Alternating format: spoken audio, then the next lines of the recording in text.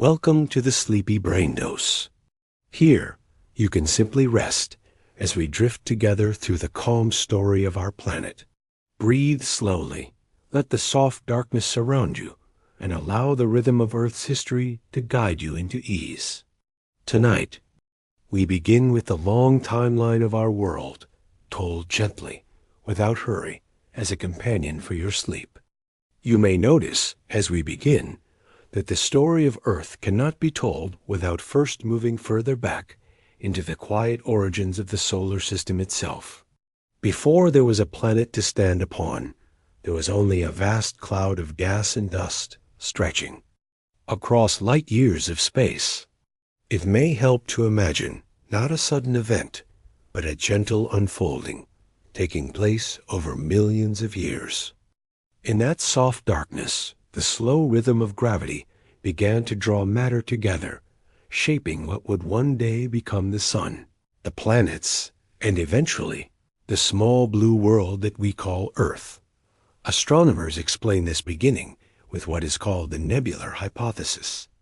It describes how a molecular cloud, rich in hydrogen and helium, and seeded with heavier elements from older stars, slowly collapsed under its own weight.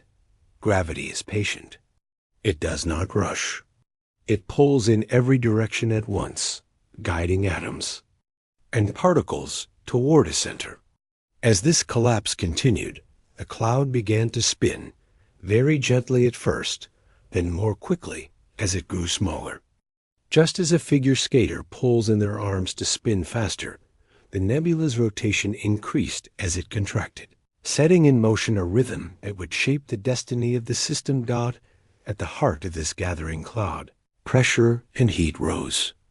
Layer upon layer of matter drifted inward, falling into the growing core.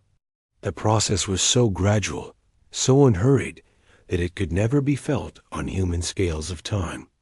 Millions of years passed in silence, but the outcome was certain. A star was being born. Eventually, the density at the center became high enough for nuclear fusion to ignite. Hydrogen atoms began to fuse into helium, releasing light and warmth. The sun had come alive, though in these earliest days, it was still young, variable, and often violent. Around it, however, the story of the planets was only just beginning. The collapsing cloud did not form only the sun. Much of the material settled into a wide, flattened disk, orbiting around the new star. This protoplanetary disk was filled with particles, from microscopic grains to larger clumps. They moved in slow circles, colliding gently, sometimes sticking together, sometimes breaking apart. Over long stretches of time, these collisions allowed small bodies to grow larger. This process, called accretion, is one of the quiet engines of cosmic creation. With each tiny impact, fragments of rock and ice gathered into planetesimals, the building blocks of planets.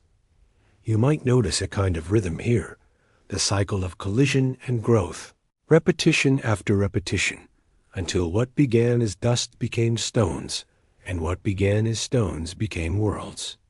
It is a rhythm so vast and patient that we can only glimpse it through the lens of science. And yet, it is the foundation of our own existence. Without these endless gentle impacts, Earth itself could never have formed.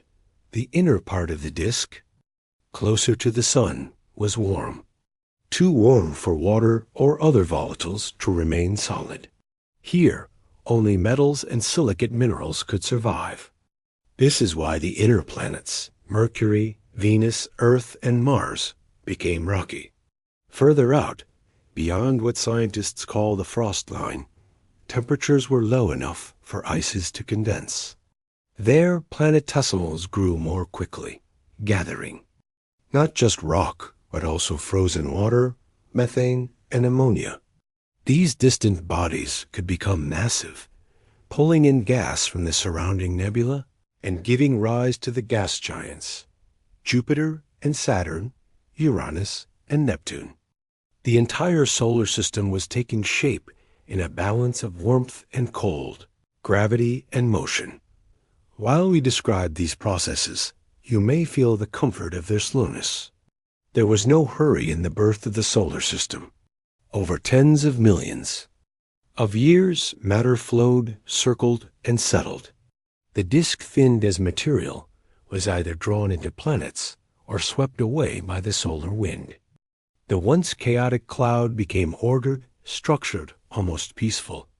And within that order, Earth's place was secured, third from the sun. In the narrow band where liquid water could one day exist on its surface. It is important to remember that the elements forming our planet had their own earlier history. The carbon in our bodies, the oxygen in every breath we take, the calcium in our bones, the iron in our blood, all were created in older stars, long before the solar system existed. Those stars lived, burned, and eventually released their material into space, through gentle winds or through the great endings of supernova. The solar nebula carried their gifts, scattering them into the cloud from which our world emerged. In this way, we can say that Earth and we ourselves are connected to the larger cycle of stars. The history of the solar system is also the history of the galaxy and even of the universe. Scientists study these beginnings not only by looking outward at distant young stars, but also by examining the oldest materials in our solar system. Meteorites, small fragments of rock that fall to Earth, preserve clues from those ancient times. Some contain tiny grains that are older than the sun itself. Others record the chemistry of the first solid particles to condense in the disk. They tell us that the solar system is about 4.6 billion years old, and that Earth began to take shape soon afterward. To hold such a stone in your hand is to touch the memory of the very first chapter of our planet's story. In this calm unfolding, we see not a single dramatic moment, but a continuous flow. Gas becomes star, dust becomes rock, rock becomes planet. And through this steady progression, the stage is set for everything that follows: the cooling of Earth, the rise of oceans, the beginnings of life, and eventually the presence of humans able to reflect on this history in the stillness of the night. You may notice how vast this timescale is, and at the same time, how gentle. It offers a sense of safety, of continuity, of belonging within a process far greater than ourselves. As you listen, you might feel the softness of the thought that Earth's earliest origins are not separate from you. The atoms that formed you are carried through this process, flowing from ancient stars into the nebula, into the disk, into the planet. The same rhythm that drew dust into worlds also connects to the rhythm of your breath, steady and calm. There is a symmetry here between the slowness of cosmic creation and the slowness we can allow ourselves in moments of rest. It is all right to drift with that thought, to let it soften into a sense of gentle sleepiness. The birth of the solar system is the foundation of Earth's history, but it is also an invitation to rest in the awareness that everything has a rhythm. Just as gravity shaped the nebula with patience, we can allow patience in ourselves. Just as the dust settled into order, we can settle into stillness. The timeline of our planet begins in calm, in softness, in a vast darkness that was not threatening, but creative. And in remembering this, we may feel, even for a moment, the same calm within us. When we move forward in the timeline, after the sun had begun to shine, the wide disk of gas and dust surrounding it was still filled with countless fragments. They circled in slow orbits, drifting, colliding, and merging. Out of this cloud, the young Earth began to form. The process was not sudden, not violent in the way human words might suggest, but rather a slow and steady rhythm of accumulation. Each particle that joined the growing mass added to the body that would one day become our world. Scientists describe this early stage with the term planetary accretion. The idea is simple. Small pieces of matter attract one another through gravity. At first, these are microscopic grains of dust, no more than tiny specks. Over time, they clump into pebbles, then into rocks, then into kilometer-sized planetesimals. The larger an object becomes, the stronger its gravity and the more material it can gather. In this way, growth feeds itself. Over millions of years, countless collisions allowed a protoplanet to emerge in the inner solar system, roughly where Earth orbits today.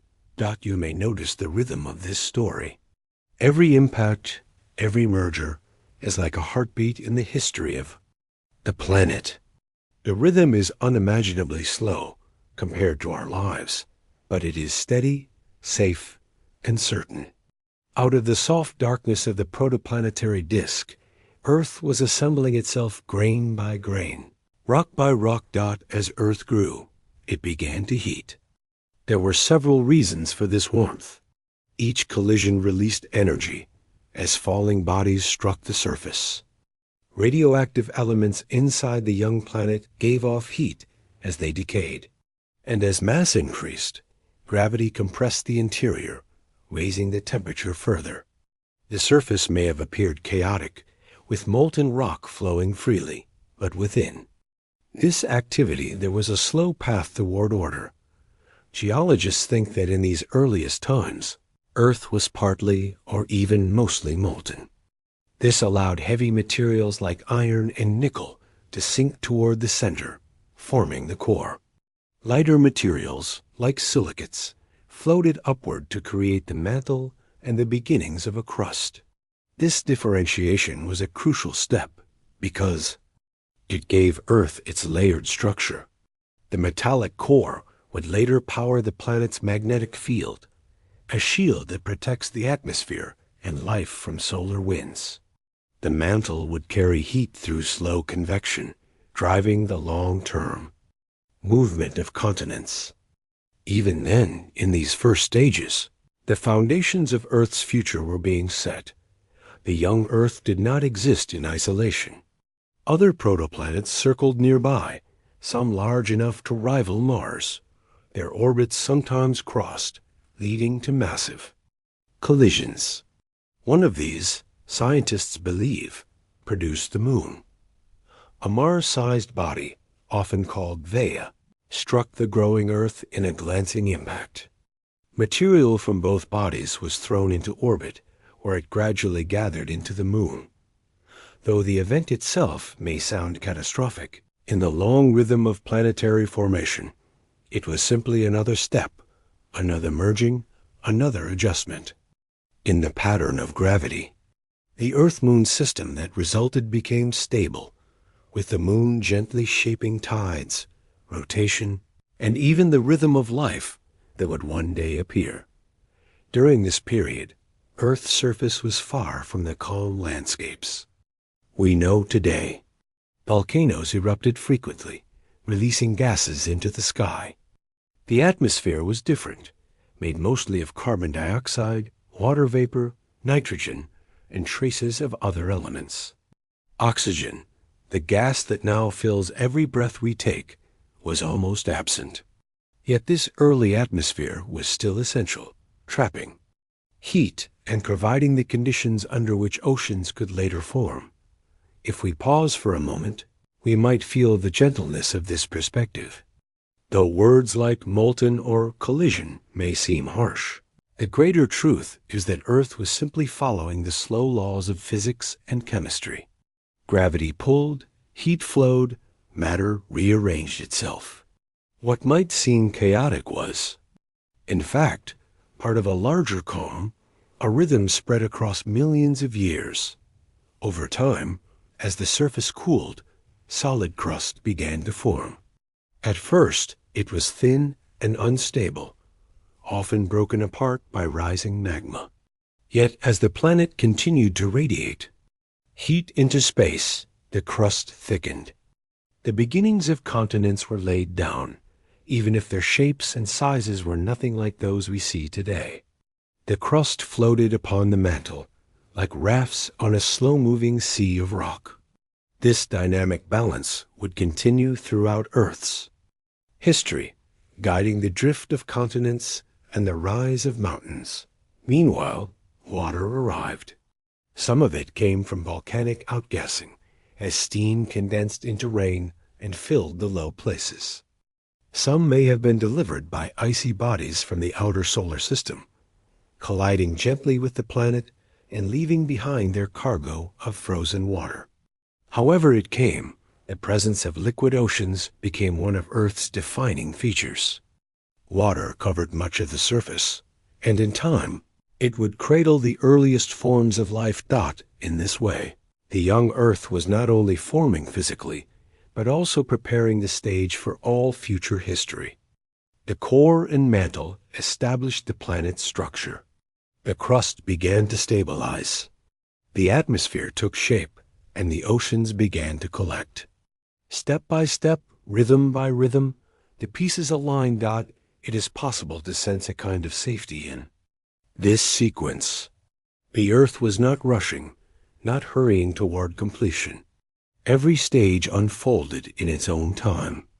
Just as the breath moves in and out without force, so too did the planet assemble itself without haste.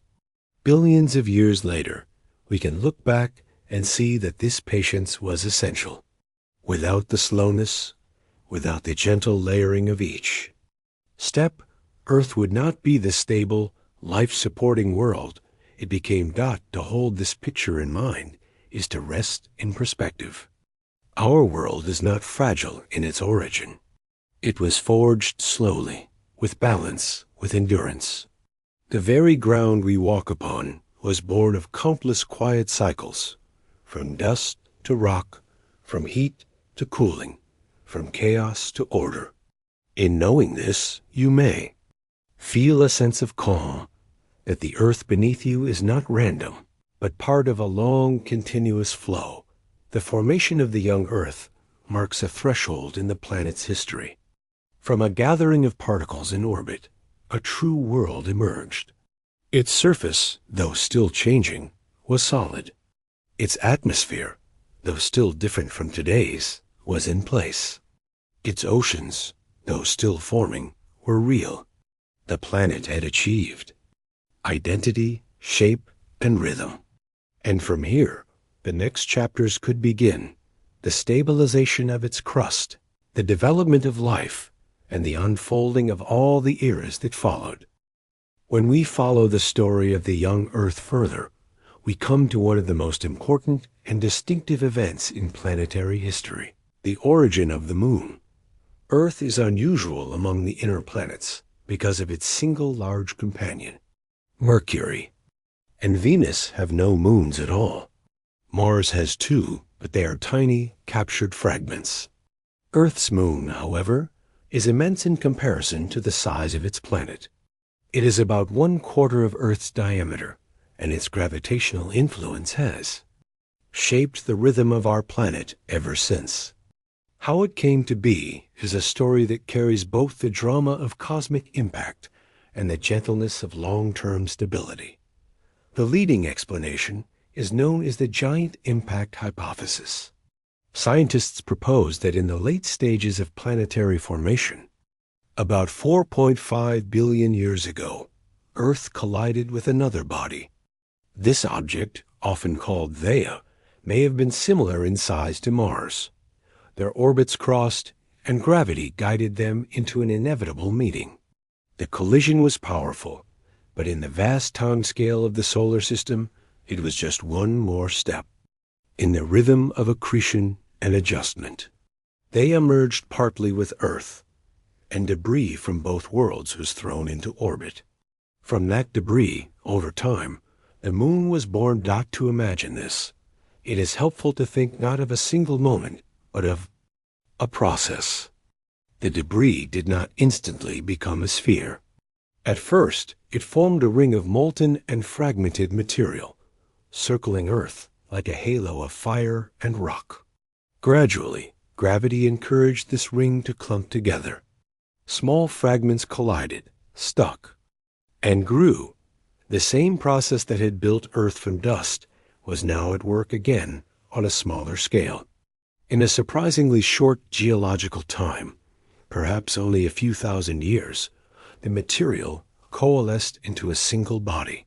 This was the moon, still molten, still glowing, but already following Earth in orbit. From then on, the Earth and moon became a pair. Their relationship is one of balance, of push and pull, of mutual shaping. The moon's gravity raised tides in Earth's early oceans, pulling the water rhythmically as the planet rotated. This daily ebb and flow may have provided cycles that helped early life forms adapt, synchronizing their chemistry with the natural pulses of the world around them. Even today, every tide is a quiet echo of that ancient companionship. The presence of the moon also stabilized Earth's rotation. Without it, the planet's axis might have shifted wildly over time, leading to extreme and unpredictable climate changes. Instead, the moon's steady pull kept Earth's tilt at about 23.5 degrees, allowing relatively stable seasons. This stability gave life a safer, more predictable environment in which to evolve. We might say that the moon became a guardian of Earth's rhythm, maintaining conditions that nurtured complexity and diversity. There are other clues to the moon's origin hidden in its rocks. Samples brought back by astronauts during the Apollo missions revealed a surprising similarity between the chemistry of lunar material and the rocks of Earth's mantle. Both are depleted in volatile elements, suggesting that they came from the same source, and both share isotopic signatures that point to a common origin. These details support the idea that the moon was born not separately, but directly from Earth itself, reshaped by the great impact. Though the impact may sound violent, in the context of our calm perspective, becomes part of a larger harmony. Collisions were a natural feature of the young solar system. Planets grew through merging. Debris was common. And from this particular encounter came not only the Earth we know, but also the companion that lights our nights. What might seem destructive was, in truth, creative. Out of the swirling heat and fragments came a relationship that has lasted for billions of years. Over time, the moon moved outward. In its earliest days, it was much closer to Earth, perhaps only 25,000 kilometers away, compared to the 384,000 kilometers of today. From the surface of the young planet, the moon would have looked immense, filling much of the sky. Its pull was stronger then, and the tides it raised were correspondingly higher. As Earth rotated, the friction of tides gradually transferred energy to the moon's orbit, pushing it farther away. Even now, the moon continues to drift outward at about 4 centimeters per year. This slow dance is a reminder that their relationship is still unfolding, still evolving in rhythm. The moon's surface holds its own record of history. With no atmosphere to protect it, craters from impacts remain for billions of years. Its plains of dark basalt, called Maria, formed when lava flooded low areas long ago. Its highlands are older, marked by the scars of the solar system's early chaos. Unlike Earth, where wind, water, and plate tectonics continually reshape the surface, the moon preserves memory. To look at it is to see a fossil of planetary history. Silent and unchanging. From a human perspective, the moon has always been more than geology. It has been a companion in the sky, guiding calendars, inspiring stories, and offering light in the darkness. But even in the most practical sense, it has been a stabilizer, a regulator, a partner. Without it, Earth might not be the gentle, life-supporting world we inhabit. Its presence is woven into the pattern of days and nights, into the rhythm of the tides, into the tilt of the seasons. As you reflect on this, you may notice how the story softens when told slowly. The moon was not an accident, nor a random addition. It was the outcome of natural processes, the continuation of gravity's patient work. The young Earth, once molten and chaotic, gained a companion that balanced it. Together, they have turned, for billions of years, offering stability and cycles that connect directly to our daily lives. In a sense, the moon is a symbol of safety. Its steady orbit, its familiar phases, its gentle light, all of these remind us of constancy. Just as the breath repeats in a calm rhythm, the moon repeats its cycle, waxing and waning, always returning. This pattern is soothing, predictable, and enduring. It is part of the background against which life can rest. So the birth of the moon is more than a scientific explanation. It is a chapter in the planet's unfolding call. It shows us how events that seem disruptive can become sources of balance. It reminds us that in the vast timeline of Earth, change is not always a threat. It is often the way toward harmony. From the fragments of collision came companionship. From the molten debris came the rhythms of tides and seasons. And from the long patience of time came the gentle presence that still shines upon us in the night sky. When the moon had taken its place in orbit and Earth's growth continued, our planet was still far from the quiet blue sphere we know today. The young Earth was dominated by heat. Its surface was not solid ground, but a vast, restless ocean of magma, molten rock stretching in every direction. This was not a temporary storm or a passing fire, but the natural outcome of immense energy stored within the growing planet. Every impact from incoming planetesimals delivered heat. Radioactive elements released warmth from their decay. Gravity itself compressed the Earth, raising its internal temperature.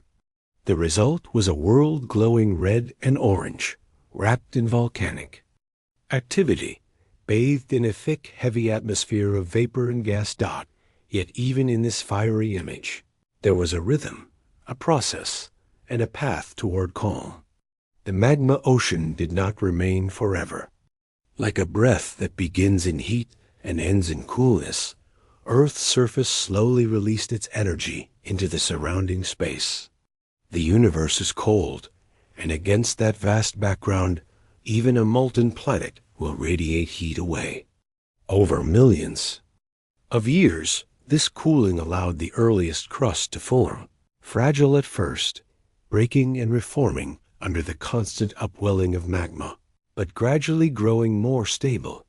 Scientists understand this stage through the study of ancient rocks, computer models, and the chemistry of the mantle. They describe how minerals crystallized out of the molten ocean. Heavy crystals, such as olivine and pyroxene, sank toward the deeper layers, while lighter materials floated upward. This process of differentiation gave structure to Earth's interior, creating the mantle below and the first crust above. The crust may have resembled floating rafts, drifting and colliding, constantly renewed as the mantle convected beneath them.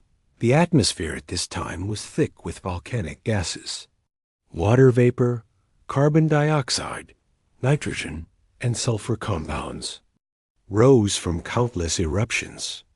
With no oceans yet to absorb them, the sky was dense and heavy. Sunlight would have struggled to pierce this haze, and the surface beneath glowed with its own molten brightness.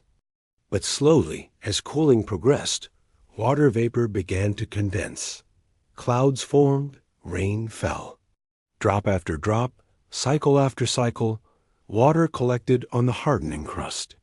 Over time, this rainfall would fill the lowest basins, creating the first true oceans. The cooling of Earth was not just a transition from fire to rock. It was the birth of the conditions that would one day support life. It may help to notice the rhythm of these changes. At first, everything was liquid rock, flowing and shifting.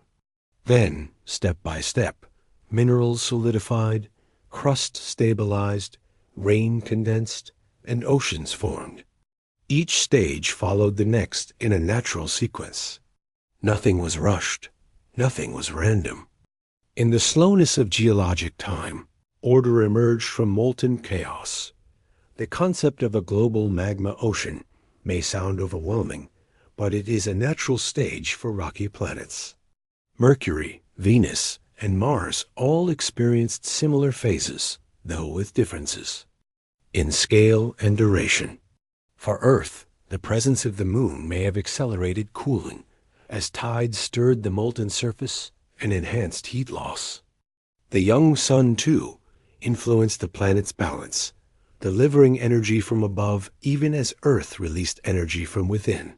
In these interactions, the planet's identity was shaped. One of the most important outcomes of the magma ocean stage was the formation of Earth's metallic core.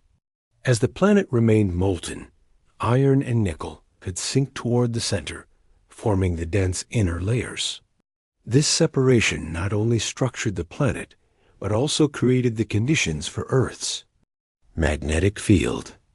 The core, once solidified and set into motion, would generate a shield of magnetism around the planet, deflecting harmful solar winds and helping to preserve the atmosphere. Even in its earliest, hottest state, Earth was preparing the protections that would later sustain life. The cooling of the magma ocean also marked the beginning of plate-like behavior at the surface. While modern-style plate tectonics may not have started immediately, the principle was present. Pieces of crust formed, moved, and were recycled. This dynamic system allowed the surface to regulate its temperature and composition. Over billions of years, the slow drift of continents and the cycle of subduction and eruption would shape mountains, oceans, and climates. But the first hint of this rhythm began with the simple floating and sinking of crustal rafts on the magma sea dot. As we reflect on this stage, it is possible to sense its gentleness despite the fiery imagery. Molten rock cooling into solid crust is not an abrupt shift, but a gradual settling. Rain condensing out of vapor is not sudden violence, but a soft transition. Each drop of water that fell was part of a patient process, a quiet step toward stability. If we allow ourselves to follow this rhythm, we may feel its resemblance to our own sense of calm. The way warmth gives way to coolness, the way activity yields to stillness, the way day fades into night. It is also worth remembering that Earth was not cooling in silence. The constant bombardment of smaller bodies continued during this era, adding new material to the surface, sometimes reheating portions of the crust, sometimes delivering water and organic compounds. Yet even these impacts were woven into the larger pattern. None could reverse the overall direction. The magma ocean was destined to cool, and the crust was destined to harden. When we imagine the completion of this stage, we see a planet transformed. Instead of endless molten waves, there were now stretches of solid ground. Instead of a choking haze of vapor, there were clouds and rain. Instead of a raw ocean of magma, there were liquid oceans of water. Earth had crossed a threshold. It had moved from fire to balance, from chaos to order, from instability to foundation. In this perspective, the story of Earth's first cooling becomes more than geology. It is a reminder that even in the most turbulent beginnings, calm can emerge, just as breath slows after effort, just as the body rests after strain. The planet itself found rest after its fiery youth. The crust, the oceans, the atmosphere, all were outcomes of patience and time. Today, when we look at ancient rocks more than 4 billion years old, we see fragments of that first crust preserved like pages from the earliest chapter. We see zircons that tell us water was present very early, perhaps only 100 million years after Earth's formation. We see chemical traces that confirm the cooling was real, that oceans did indeed exist in those distant times. Science allows. Use to hold these pieces and recognize the immense patience of the planet, the magma ocean, and the first. Cooling represent not just a stage in Earth's history, but the beginning of habitability. Without crust, oceans, and atmosphere, life could never have emerged. With them, the stage was set. Earth was no longer only a hot rock in space, but a world with the possibility of calm cycles, of tides, rains, seasons, and eventually, living. Rhythms. As you rest with this thought, you may notice the safety it conveys. Earth has always been capable of transformation, of moving from extremes to balance. The very ground beneath us is testimony to the planet's ability to find stability. Just as you can find stillness after a busy day, Earth found stillness after its fiery beginning. The story is not one of destruction, but of transition, of slowness, of gentleness hidden within grand scales of time. As the molten surface of the young Earth slowly cooled and the first crust began to harden, another layer of the planet's identity was taking shape above. Around the globe, gases collected, forming the earliest atmosphere. This atmosphere was very different from the one you are breathing now. It was thick, heavy, and hot, born not from quiet breezes or gentle cycles, but from the planet's own interior. Volcanic eruptions, cracks in the crust, and vents from the mantle released enormous amounts of vapor and gas. This process, called outgassing, was the main source of Earth's atmosphere.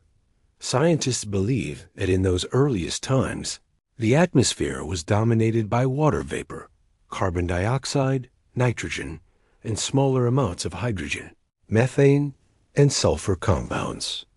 Oxygen, which today makes up about 1/5 of the air, was almost entirely absent. To breathe in that world would not have been possible for us, but for the young Earth, it was a natural and necessary step. Each gas had its role, and together, they formed a protective blanket around the planet. The presence of water vapor in the atmosphere was especially important. As the surface cooled, this vapor condensed into clouds, and rain began to fall.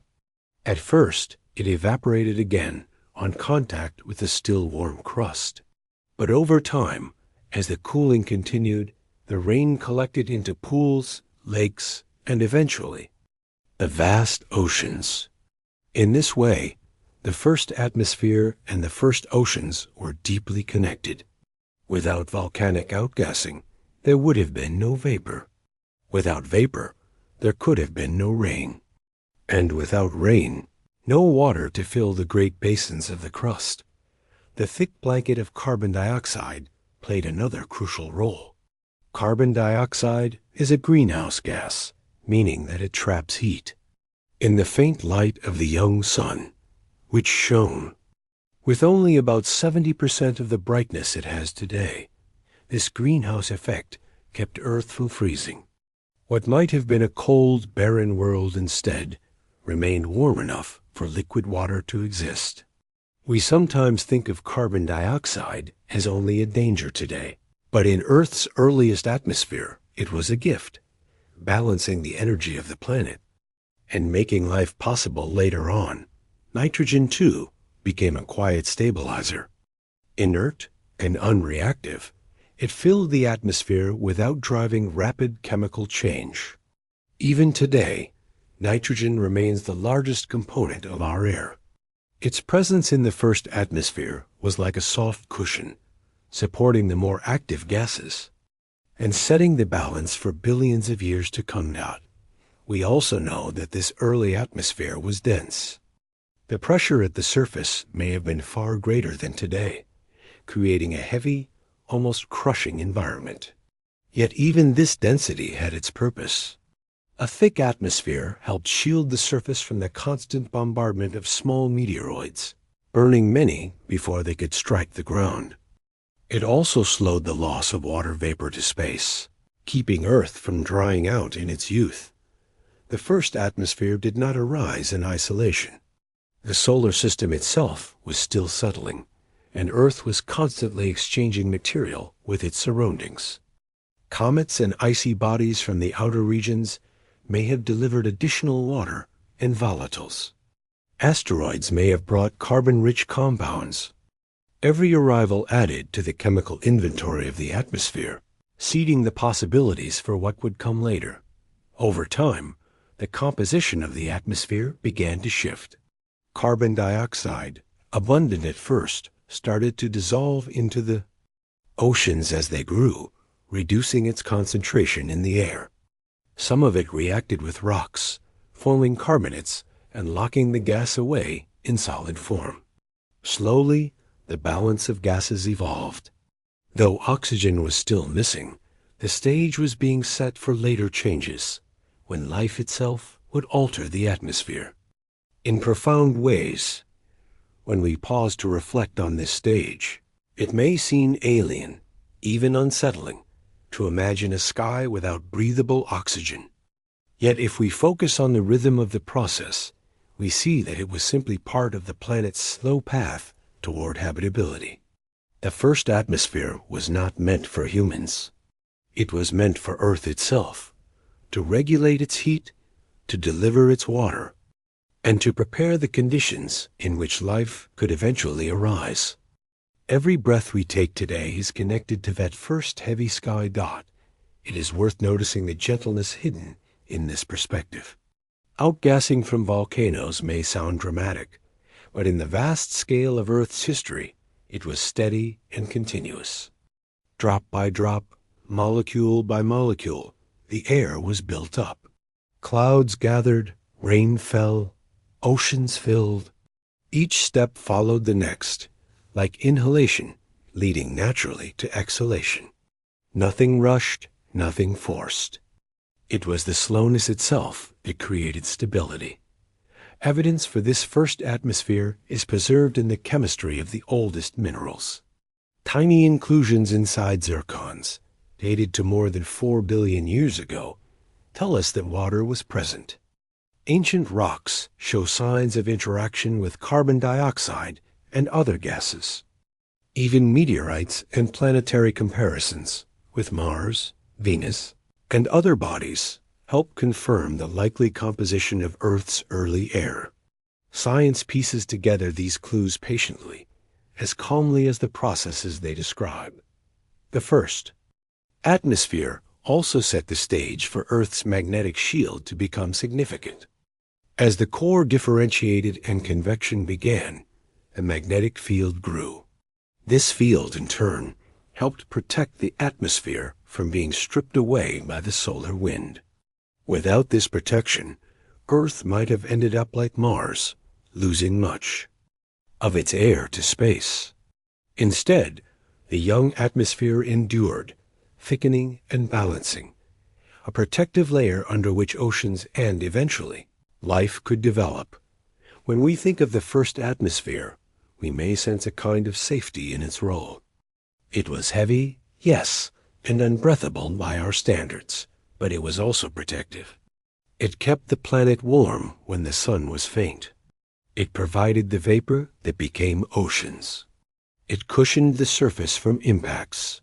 In its dense silence, it cradled the planet like a blanket, wrapping it in security while deeper changes unfolded. Below today, as we breathe the modern air of nitrogen and oxygen, it is easy to forget that this balance was not always present. But by remembering the first atmosphere, we connect to a deeper continuity. The air we inhale carries molecules that have cycled through billions of years, shaped by volcanic outgassing, by rainfall, by oceans, by life itself. To take a calm breath is to join a rhythm that began in those earliest skies.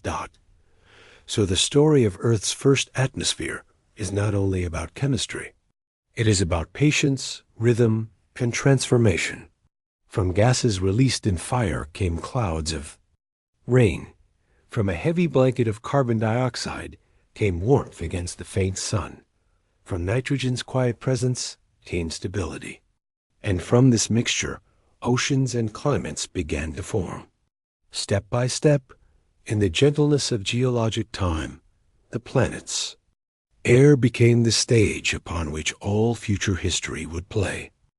When we follow Earth's story past the first atmosphere, we arrive at one of the most transformative chapters, the birth of the oceans. Today, oceans cover more than 70% of the planet's surface, shaping its climate, hosting its greatest diversity of life, and giving Earth its familiar blue color when seen from space. Yet in the planet's earliest days, oceans did not exist. They had to form slowly, through cycles of cooling, condensation, and delivery from space. To trace their origins is to trace the soft unfolding of habitability itself. The first source of water was Earth's own interior.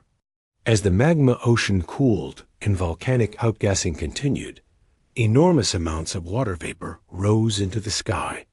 For millions of years, the atmosphere was thick with this steam. At first, the surface was still too hot for liquid water to collect.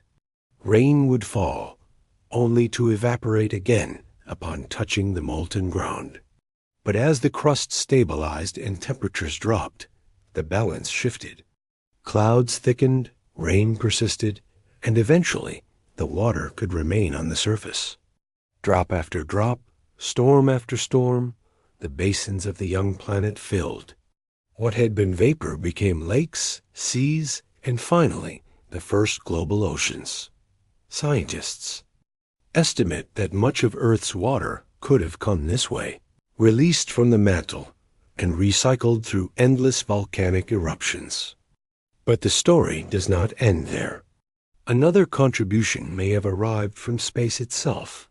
In the outer solar system, icy comets and water-rich asteroids formed beyond the frost line. Some of these bodies drifted inward, drawn by the gravity of larger planets or by subtle shifts in their orbits. When they collided with Earth, they delivered their cargo of ice. Over time, these impacts may have added significant amounts of water to the growing oceans. Evidence for this dual origin, both volcanic and extraterrestrial, comes from isotopic studies. Scientists compare the ratio of hydrogen to its heavier isotope, deuterium, in Earth's water with that in comets and meteorites. The match is closest with certain carbonaceous chondrite meteorites, suggesting that asteroids may have been particularly important. Yet no single source explains everything. More likely, Earth's oceans are the result of many processes working together: internal outgassing, cometary delivery, asteroid impacts, and recycling through the crust and mantle. What is remarkable is the patience of this unfolding. Oceans did not appear overnight. They took tens of millions of years to form, growing deeper and broader as water continued to cycle through the atmosphere and crust. The earliest zircons, tiny crystals over 4 billion years old, suggest that liquid water was already present on Earth less than 200 million years after the planet formed. This means that oceans emerged quickly on the geological scale, a sign of how central they are to Earth's identity. The birth of the oceans also brought new rhythms. Water has a high heat capacity, meaning it absorbs and releases energy slowly. As the oceans spread, they stabilized the planet's climate, softening extremes of heat and cold. Rainfall and evaporation created cycles. Rivers began to flow, carrying minerals from the crust into the sea. With every drop, the chemistry of the oceans became more complex, enriched with salts and nutrients. These were the ingredients that, in time, would allow life to arise. The presence of oceans also changed the atmosphere. Water vapor condensed out of the air, reducing its density. Carbon dioxide dissolved into the seas, lowering its concentration above. Slowly, the greenhouse effect moderated, and temperatures reached a new balance. In this way, oceans were not just passive containers. They were active regulators, shaping both air and climate. It is worth noticing the gentleness of these processes. Clouds forming, rain falling, rivers flowing, each is a quiet act, repeated endlessly. The scale may have been vast, but the rhythm was soft. There is something soothing in imagining this repetition, storm after storm, drop after drop, until whole basins filled. Oceans were not forced into existence. They accumulated with patience, like the slow filling of a vessel left under a dripping spring. Even today, the oceans remain a memory of these beginnings. Their salts record the chemistry of early interactions between water and rock. Their currents continue to regulate climate. Their depths still carry heat from the planet's interior. To look at the sea is to look at Earth's oldest companion, born almost as soon as the planet itself cooled.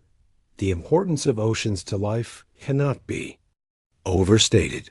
In water, molecules can move freely, collide, and combine. In water, chemical reactions can be buffered and stabilized. In water, delicate structures can persist long enough to evolve. Without oceans, the earliest cells could never have formed. Without oceans, life could never have spread. The birth of the oceans was, therefore, the prelude to biology, the stage upon which the story of living systems would be written. If we pause with this thought, we might feel a sense of safety. The oceans are vast, deep, and enduring. They have existed for billions of years, outlasting changes in continents, climates, and species. Their rhythm, tides, waves, currents is steady, like breath on a planetary scale. Just as we find calm in the sound of waves on a shore, we may find calm in the knowledge that those waves are echoes of the very first rains, the very first pools, the very first oceans to fill Earth's surface. The ocean's birth also reminds us of balance. Too little water, and Earth might have been barren, like Mars. Too much, and it might have been covered entirely, with no land rising above the waves. Instead, Earth holds both land and sea in a proportion that has shifted but endured. This balance has created shorelines, estuaries, and shallow seas, environments especially rich for life. The harmony between land and water is not accidental, but the outcome of billions of years of cycles, adjustments, and stability. As you reflect on this, you may notice how the oceans connect us to the earliest chapters of Earth's history. Every river, every cloud, every drop of rain is part of a cycle that began over 4 billion years ago. To drink water is to touch something as old as the planet itself. To listen to waves is to hear a rhythm that started in the first cooling of the crust. The oceans are not separate from us. They are within us, in every breath, in every cell, in every heartbeat. So the story of the ocean's birth is more than geology. It is a meditation on patience, rhythm, and connection. From volcanic vapor came clouds. From clouds came rain. From rain came seas. From seas came life. Each step unfolded softly, naturally, in its own time. And in that unfolding, Earth became not just a planet of rock and air, but a planet of water, a planet where gentleness could persist, and where life, in all its diversity, could begin. Once the oceans had formed and spread across the surface of the young Earth, the planet reached a new threshold. The crust had cooled, the atmosphere had thickened, the seas were stable.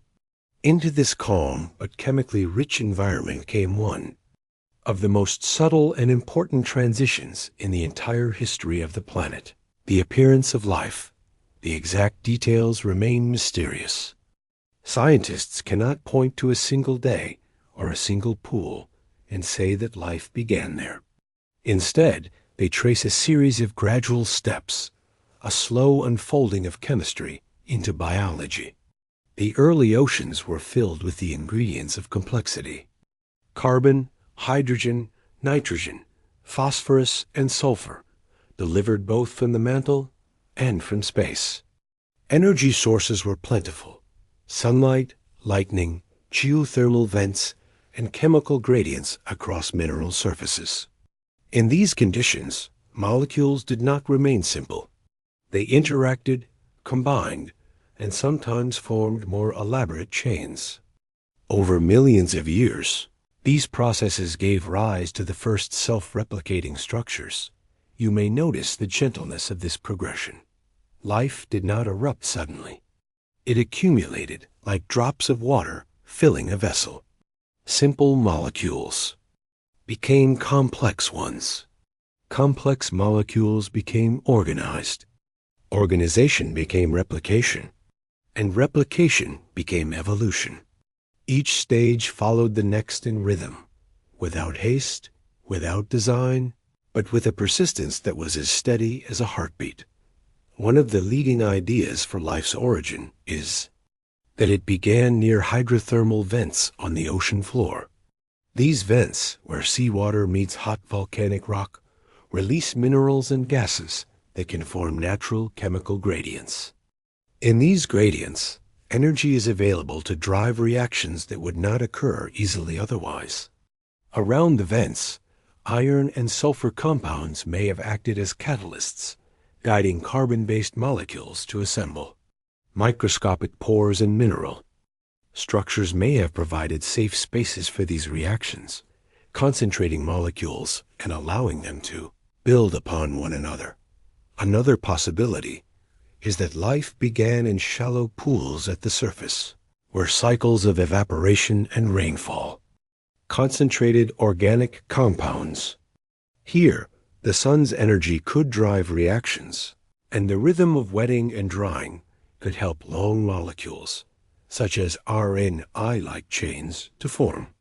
Some researchers suggest that comets and meteorites delivered additional organic molecules, seeding the oceans with building blocks. However it happened, the story was not of a single source, but of many contributions, woven together in the patient rhythm of early Earth. The earliest life forms were simple, single-celled organisms, perhaps similar to modern bacteria or archaea. They did not yet use oxygen, for there was none in the atmosphere. Instead, they relied on chemical reactions with sulfur, hydrogen, or carbon dioxide. In the darkness of the deep ocean, or in the shallow warmth of coastal pools, these microbes found niches where they could persist and multiply. Though invisible to the eye, their presence marked the beginning of a vast and unbroken chain. Every living thing that has ever existed, including us, is connected to those first cells. Fossil evidence for such early life is scarce, but not absent. Microscopic structures found in rocks more than 3.5 billion years old show shapes and patterns, consistent with colonies of microbes. Carbon isotopes in even older rocks, over 3.8 billion years old, hint at biological activity. Tiny crystals of apatite and graphite preserve chemical ratios that are difficult to explain without life. Though the traces are faint, they whisper of a planet that had already become a live dot in this calm narration. It is important to emphasize the slowness. The first life was not complex. It did not move, think, or breathe as we do. It was small, fragile, and limited. But it endured, and through endurance, it changed the planet. The chemistry of the oceans began to shift. The atmosphere began slowly to transform. The stage was set for new forms of metabolism, new ways of capturing energy, new paths of evolution. One of the greatest innovations of early life was photosynthesis, though this came later. At first, microbes used chemical energy, but eventually, some evolved the ability to use sunlight.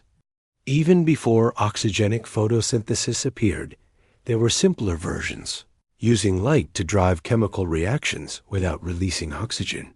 These processes expanded life's reach, allowing cells to inhabit new environments.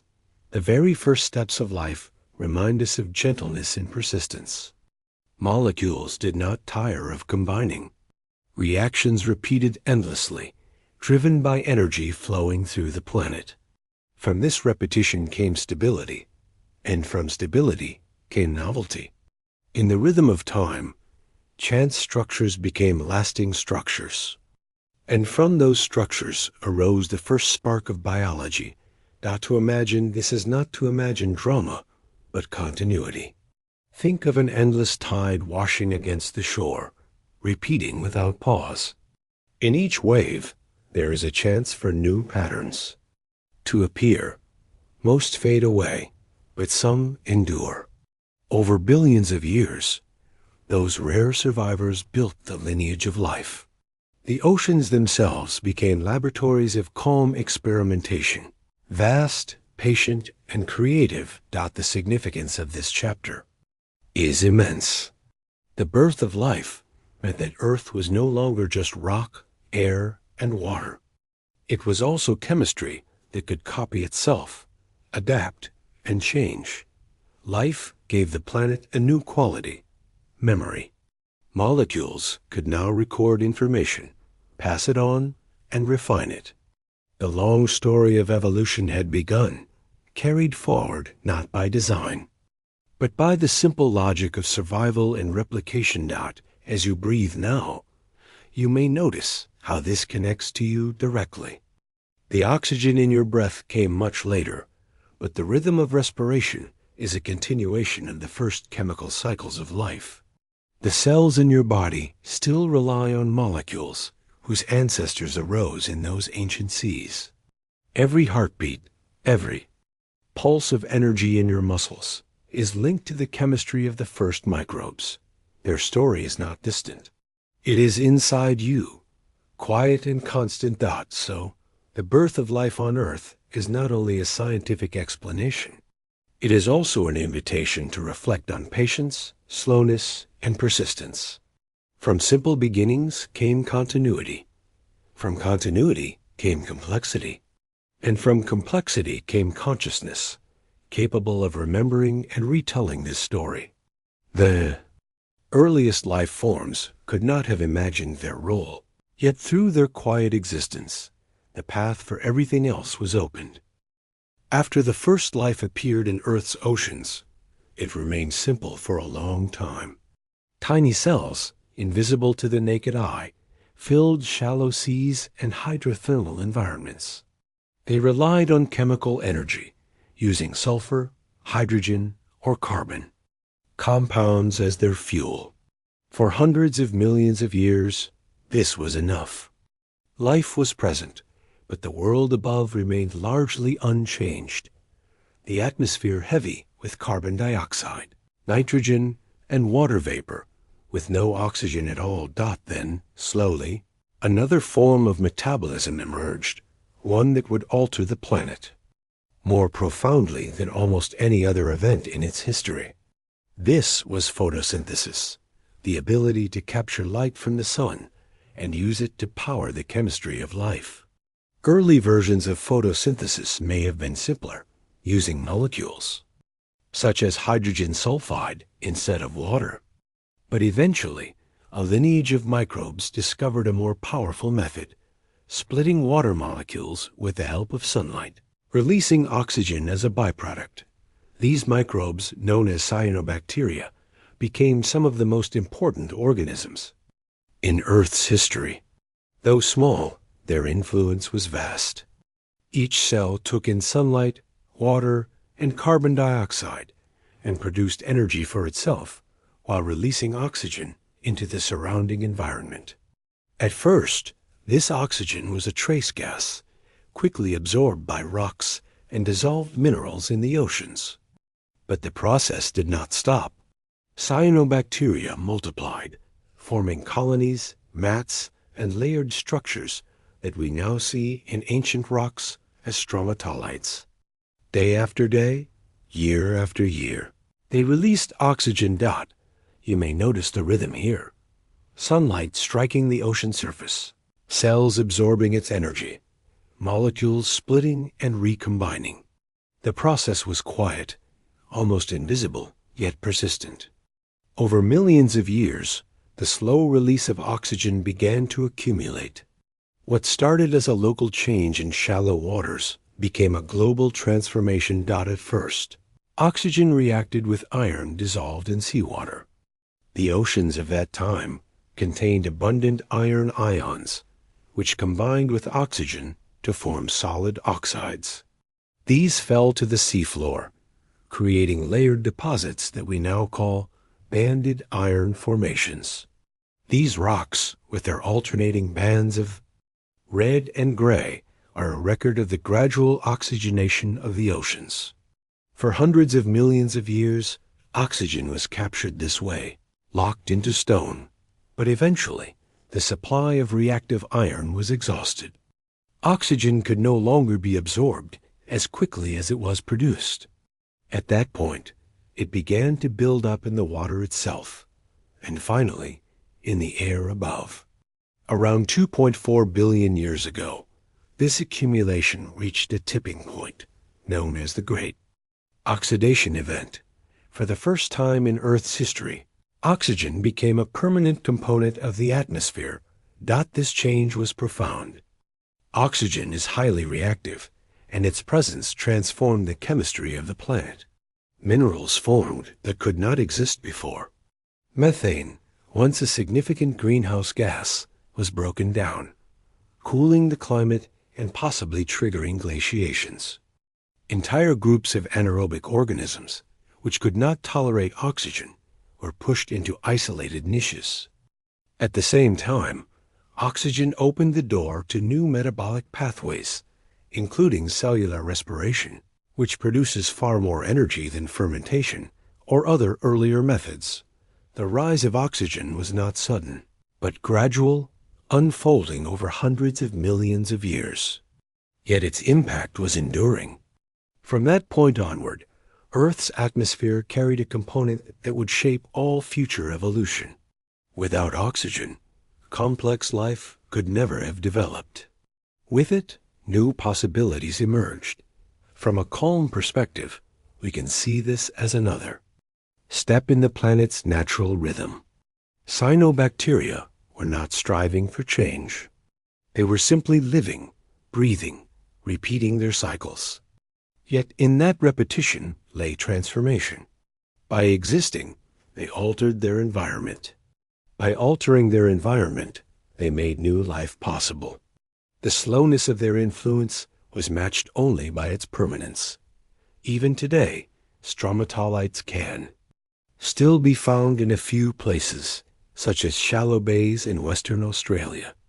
They stand as living fossils, reminders of the microbes that once filled Earth's oceans. To look at them is to glimpse the quiet architects of the atmosphere, builders who worked not with stone or fire, but with sunlight and patience. The oxygen they produced eventually accumulated to about 1% of the atmosphere. It would take another billion years before it rose to near modern levels, but the foundation was already laid. With oxygen in the air, the surface of the planet changed. Skies turned clearer. Ozone began to form in the upper atmosphere, creating a shield against harmful ultraviolet radiation.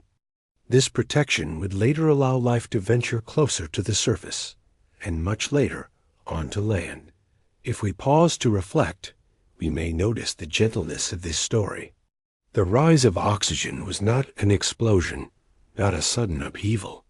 It was the softest of processes. Sunlight touching water, cells dividing, molecules rearranging. Each cycle was tiny, but multiplied by countless cells over countless years, the result was planetary. This reminds us of the power of repetition, of slowness, of quiet persistence. The oxygen in the air we breathe today carries this memory. Every inhalation connects us to the cyanobacteria that once filled the seas. Every exhalation is a continuation of that rhythm, begun billions of years ago. In this way, the Great Oxidation Event is not only a geological chapter, but a living presence within us. So, the rise of oxygen marks a turning point in Earth's history. From an anoxic world, the planet became one where new chemistries, new metabolisms, and eventually new forms of life could flourish. It was not a violent revolution, but a gentle transformation. From sunlight and patience came air. From air came protection. From protection came possibility. And from possibility came the long path to complexity, diversity, and consciousness. After photosynthesis began to release oxygen into Earth's oceans and skies, the planet entered one of the most transformative periods in its history. For a long time, this oxygen was invisible, captured quickly by iron in the oceans and by other reactive minerals. But as the supply of those sinks became saturated, oxygen began to accumulate freely. Around 2.4 billion years ago, this slow buildup reached a threshold. The atmosphere, once devoid of oxygen, became permanently enriched with it. Scientists call this the Great Oxidation Event, or GOE. The term event may sound like a single moment, but in reality, it was a long and gradual transition, unfolding over hundreds of millions of years. Its pace was calm, yet its consequences were vast. The presence of oxygen in the air changed the chemistry of the entire planet, altered its climate, and shaped the evolutionary path of life.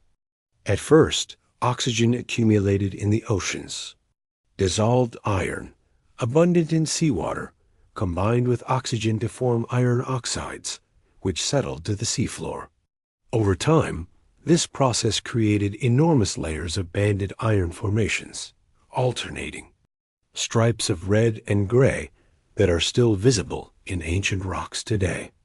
These formations are among the clearest records of the GOE, silent witnesses to the moment when oxygen began to reshape the ocean's. But eventually, the iron was used up.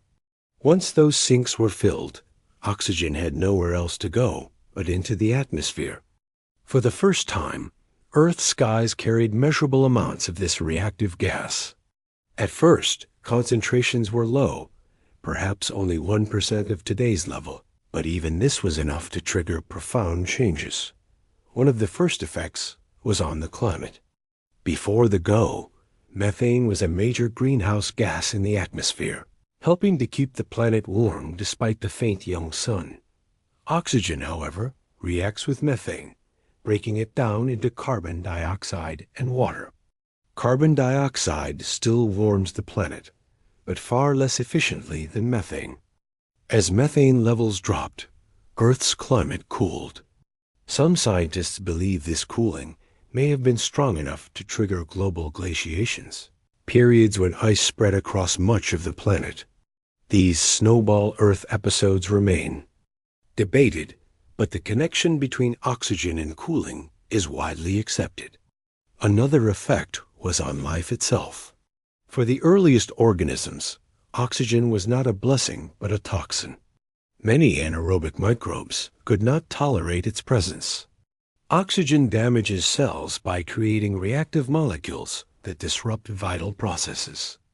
As the atmosphere changed, these organisms were pushed into isolated environments, deep sediments, underground habitats, or the oxygen-poor waters of swamps and vents.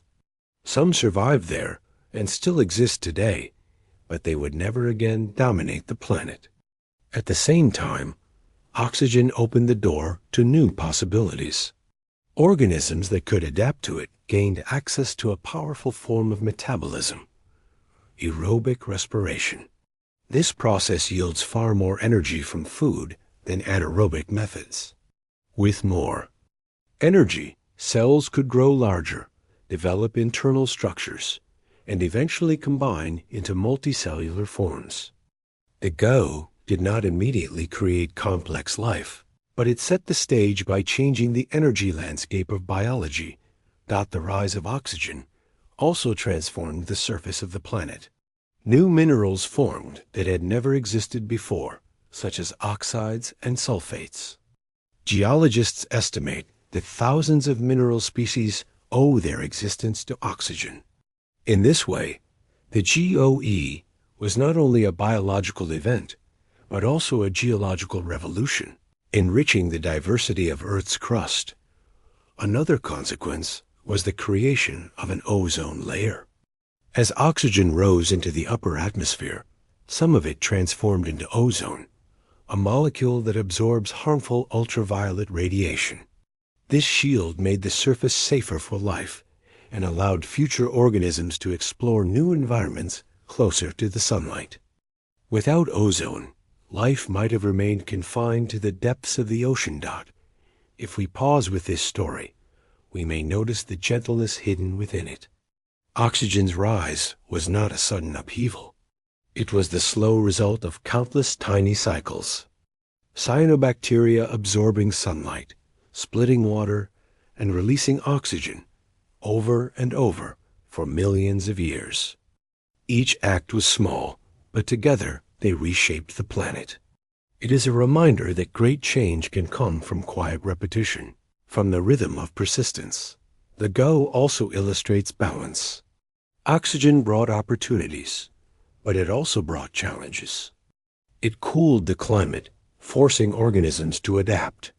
It created toxins for some, but new energy pathways for others.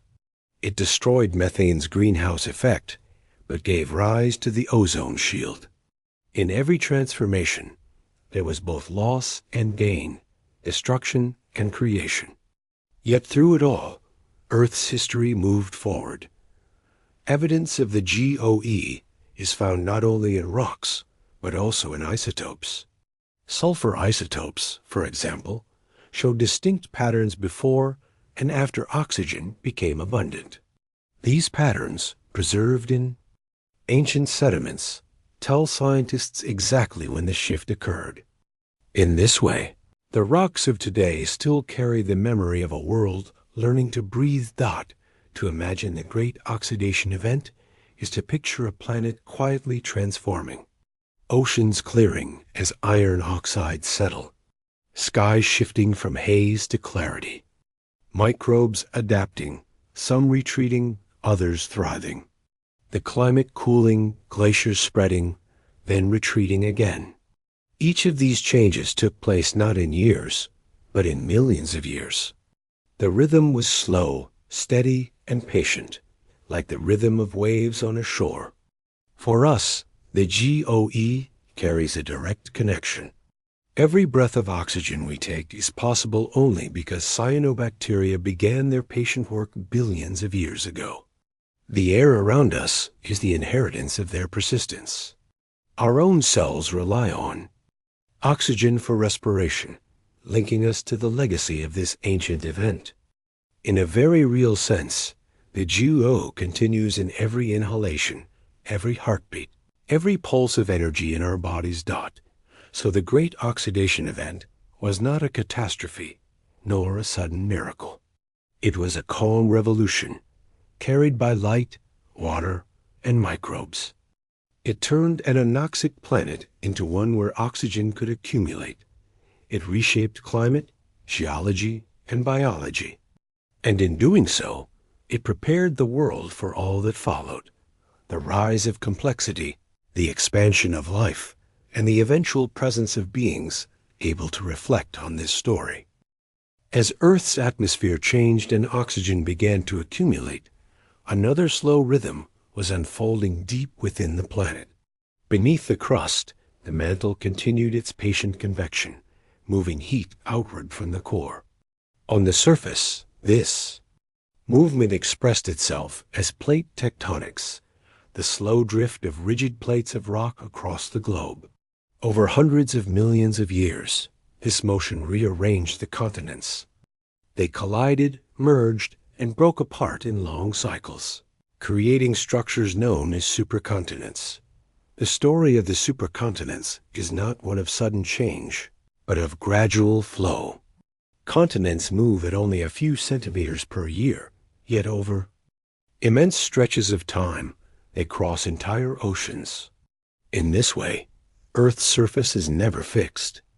It breathes, so to speak, on a scale so vast that a single inhalation or exhalation lasts hundreds of millions of years. The earliest supercontinent we know of is called Kennerland, which formed about 2.7 billion years ago. It gathered several smaller cratons, the ancient cores of continents, into a single landmass. Over time, Kennerland broke apart, and its fragments drifted into new configurations.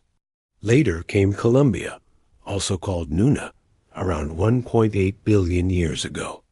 Then Rodinia, around 1.1 billion years ago. Each of these supercontinents lasted for hundreds of millions of years before breaking apart again. One of the most famous was Pangaea, which formed about 335 million years ago and included almost all of Earth's land in one vast expanse. Surrounding it was the superocean Panthalassa, stretching across most of the planet's surface.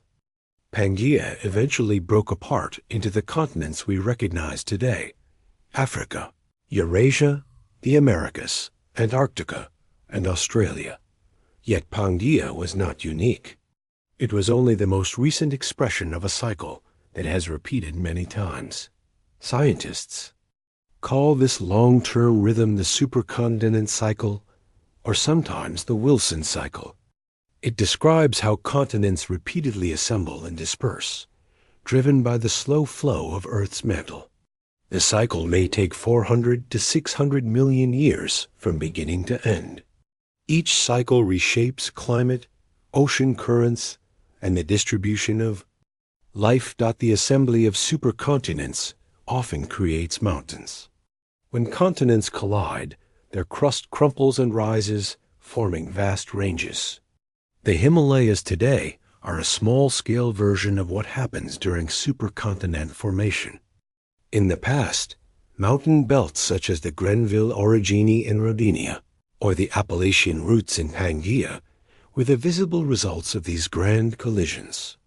The quiet drift of plates, patient and unstoppable, becomes written in stone as towering peaks. At the same time, the breakup of supercontinents opens new oceans.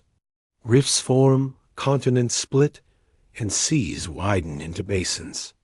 Ocean currents change, climates adjust, and ecosystems are reshaped. In this way, the rhythm of assembly and breakup provides variety and balance to the planet's history. It prevents stasis, ensuring that landscapes and climates are always evolving. From a calm perspective, the supercontinent cycle is like the slowest of heartbeats. It is a pulse of gathering and scattering, repeated again and again. Each pulse lasts hundreds of millions of years, yet together they create the long melody of Earth's surface. To imagine this is to imagine a world breathing on geological time, inhaling land together, exhaling it apart, always in rhythm. Life, too, responded to these changes. When continents gathered into supercontinents, interior regions often became dry, with limited access to moisture from the oceans. Deserts expanded, and climates grew extreme. When continents broke apart, coastlines lengthened, shallow seas spread, and biodiversity flourished. The rise and fall of ecosystems, the expansion of species, and the opportunities for evolution were tied closely to the movement of land. One striking example is Pangaea. Its vast interior was likely arid, with great deserts stretching for thousands of kilometers. Yet along its coasts, new ecosystems thrived, and when it eventually broke apart, the opening of the Atlantic Ocean created fresh environments for life to spread. The breakup also isolated groups of organisms, encouraging diversification. In this way, tectonics was not only a geological process, but also a driver of biological creativity. The story of supercontinents also illustrates balance between permanence and change. Continents themselves are ancient. Some cratons are more than 3 billion years old, surviving multiple cycles of assembly and breakup. Yet their arrangement is never permanent. They drift, meet, and part, like slow dancers on the stage of the planet. This balance, enduring materials and ever-changing configurations, is a hallmark of Earth's rhythm.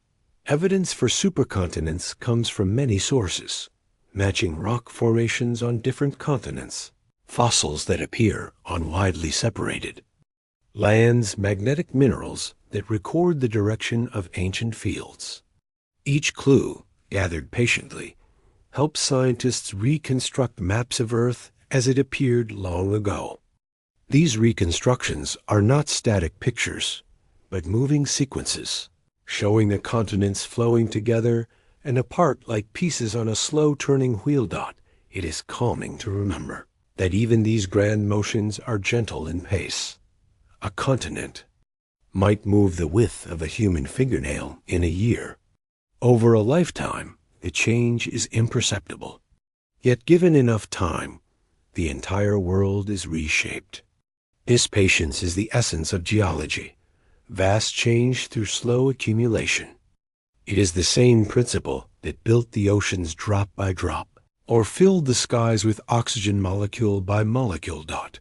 As we reflect on the supercontinents, we may feel a sense of continuity. Earth is never still, yet it is never chaotic. Its changes follow a rhythm, steady and predictable in the long view. Just as breath repeats, just as the tide returns, the continents gather and scatter. This cycle has shaped mountains, climates, and ecosystems, and it will continue into the distant future. Scientists predict that in another 200 to 300 million years, a new supercontinent will form, sometimes called Amasya or Pangaea Proxima. As the current continents drift together once again. So, the story of supercontinents is more than geology. It is a meditation on time, patience, and rhythm. From scattered lands come unions. From unions come separations, and from separations come new beginnings. Each cycle is slow, gentle, and inevitable. Each reshapes the world, yet always with balance. And through these cycles, Earth has provided stability for life to grow, adapt, and flourish. For billions of years after the first life appeared, Earth's biosphere remained quiet and simple. The oceans were filled with microbes, cyanobacteria, and single-celled eukaryotes. There was activity, there was chemistry, but there was little visible complexity. Evolution proceeded, but at a slow pace, confined mostly to microscopic worlds. The planet was alive, but to the naked eye, it might have seemed still. Then, about 541 million years ago, something remarkable began. In a geologically brief span of time, perhaps only 20 to 30 million years, life diversified dramatically. Organisms developed hard shells and skeletons, new body plans, and new ways of moving, feeding, and interacting. This burst of diversification is known as the Cambrian explosion. Though explosion suggests suddenness, it was not a single moment, but a period of steady, accelerated innovation. Still, compared to the long calm of earlier eons, it was a profound shift. Before the Cambrian, most organisms were soft-bodied and left only faint traces in the fossil record. During the Cambrian, however, the presence of hard parts, shells, exoskeletons, teeth created fossils that were preserved abundantly. These fossils reveal an extraordinary variety: trilobites crawling along the seafloor, brachiopods anchored. In sediment, sponges filtering water, mollusks gliding gently, and early arthropods exploring niches in the ocean. For the first time, ecosystems began to resemble the structured webs we know today, with predators, prey, grazers, and filter feeders coexisting in balance. Scientists have asked why this burst of diversity happened. When it did, the answers are complex and likely involve several factors working together. One explanation points to the gradual rise of oxygen after the Great Oxidation Event. By the Cambrian, oxygen levels may have reached a threshold that allowed larger, more active animals to thrive. Another explanation highlights changes in the chemistry of the oceans, with more nutrients available to fuel growth. Still others emphasize genetic innovations, such as the development of Hox genes, which control body plans and made new forms possible. From a calm perspective, the Cambrian explosion shows the power of thresholds. For billions of years, life remained simple, not because it lacked potential, but because the environment had not yet crossed certain limits. Once oxygen, nutrients, and genetic tools aligned, the potential unfolded. The result was not chaos, but an organized flowering of forms, each adapted to its niche, each part of a greater rhythm. Among the most famous Cambrian sites is the Burgess Shale in Canada. Here, fine sediments preserved soft-bodied organisms in exquisite detail. Fossils from this site reveal creatures that seem both familiar and strange. Early worms, primitive chordates, arthropods with spines and appendages, and many forms that have no modern counterparts. Each fossil is a snapshot of experimentation, of life exploring new possibilities. Though many of these lineages did not survive, their existence shows the richness of the evolutionary moment. The Cambrian seas were busy, but not violent. Organisms moved slowly compared to today's animals, their interactions guided by simple instincts. Yet the presence of predators for the first time introduced new pressures. Armor, spines, burrowing behaviors, and swifter movements evolved as defenses. This interplay of innovation and adaptation created the first ecological arms races, setting patterns that would continue throughout life's history. It is important to remember that the Cambrian explosion was not about sudden perfection. Many of the body plans that appeared were experiments, some of which led nowhere. Others, however, formed the basis of the major groups of animals we see today: arthropods, mollusks, annelids, chordates, and more. In this way, the Cambrian was less an explosion than a branching, a spreading of possibilities across evolutionary space. From a gentle perspective, the Cambrian explosion is a reminder of how richness can arise after long quiet. For billions of years, the oceans had been calm laboratories, preparing conditions and building potential. When the moment was right, diversity flowed outward like a tide. It was not rushed, not forced, but natural, a soft flowering of forms. The rhythm of patience led to abundance. We can also sense in this story a parallel to cycles in our own lives. Periods of stillness may feel uneventful, but they are often times of preparation. Just as the long calm before the Cambrian allowed conditions to align, so too can quiet times set the stage for transformation. When the moment comes, change can unfold quickly, yet it is always built on the slow foundation of what came before. Evidence of the Cambrian explosion is preserved around the world. In China's Chengjiang fossils, in Greenland, in Australia, and elsewhere. Each site shows different parts of the puzzle, yet together they reveal the same story, that life, once simple, became abundant and varied. The record is imperfect, but the message is clear. The Cambrian marked the dawn of complex ecosystems. In the calm of this narration, it is enough to recognize the beauty of that transformation. The oceans became not just blue expanses of water, but habitats filled with shapes, colors, and rhythms. Sunlight filtering into shallow seas illuminated creatures swimming, crawling, and burrowing. Nutrients cycled through food webs, supporting ever greater complexity.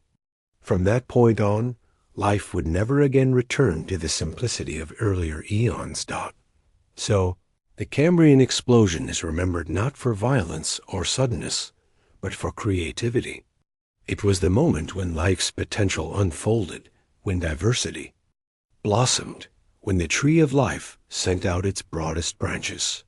From this flowering came the ancestors of all modern animals, including us.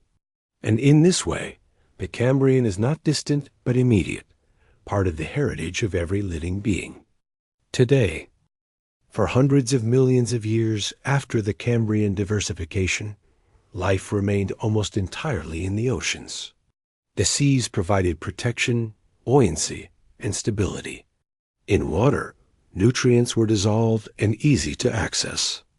On land, by contrast, the environment seemed harsh, dry, exposed to radiation, and subject to sharp changes in temperature. Yet slowly, step by step, life began to reach beyond the water's edge. The expansion onto land was not sudden, but the result of countless small adaptations. Over time, this movement reshaped the surface of Earth and created entirely new ecosystems. The first pioneers were not animals, but plants and microbes. Long before forests rose, simple mats of algae and bacteria colonized damp shorelines. These early communities formed thin layers, binding soil and rock, holding moisture and capturing sunlight. Fossil evidence suggests that microbial mats existed on land as early as 1.2 billion years ago, though their spread was limited. It was not until about 470 million years ago, during the Ordovician period, that true land plants began to appear. These plants were small and simple, similar to today's mosses and liverworts. They had no roots, no leaves, no flowers. Instead, they absorbed water and nutrients directly through their tissues. Yet even in their simplicity, they marked a turning point. By growing on land, they stabilized soils, altered weathering processes, and began to change the composition of the atmosphere.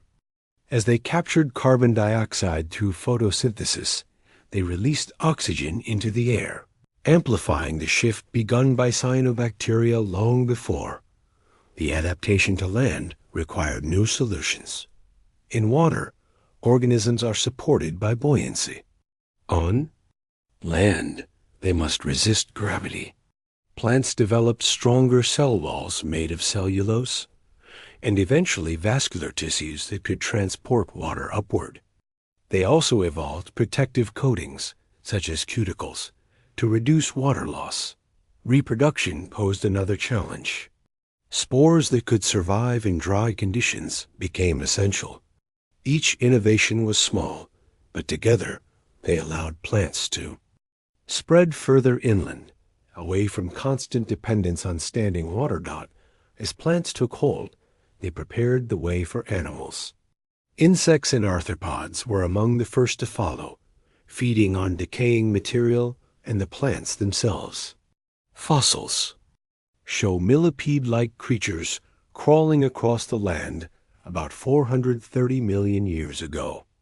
These early colonizers breathed air directly through tracheal systems that allowed gas exchange without water. Their presence added movement to the once barren landscapes. The arrival of plants also changed the earth in other ways.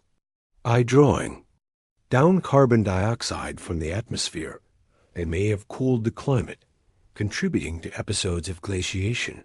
Their roots, once they evolved, broke down rocks and accelerated the formation of soils. In this way, plants were not only inhabitants of land, but also engineers of the environment, making it more hospitable for those that came after. The next great transition came with vertebrates. Fish had already diversified in the oceans, developing fins, jaws, and complex sensory systems. Some groups, such as the lobe-finned fishes, possessed strong, muscular fins with bones that could support weight in shallow water. In oxygen-poor swamps, some of these fishes also evolved lungs, allowing them to gulp air.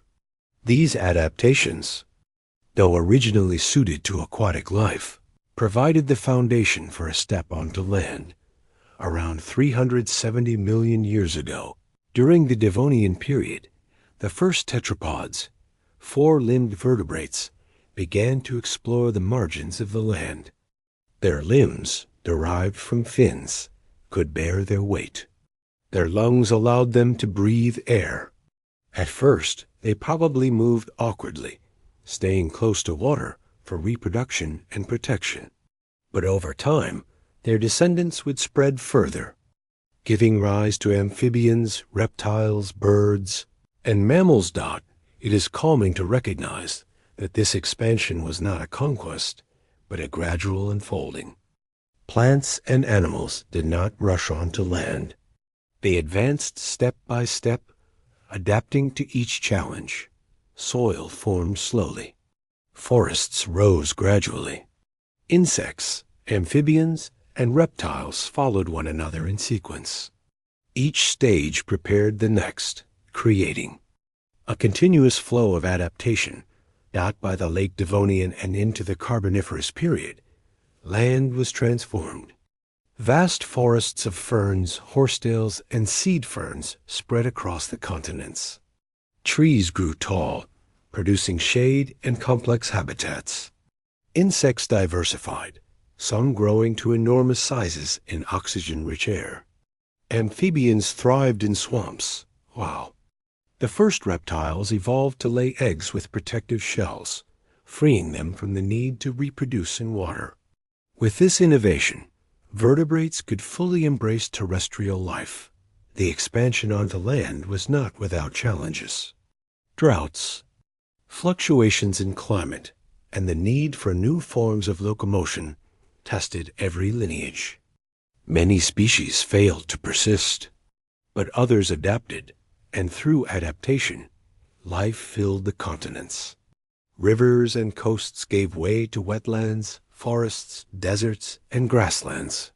Each ecosystem was built patiently, layer upon layer, species upon species. From a calm perspective, the colonization of land was less a dramatic invasion than a quiet blooming.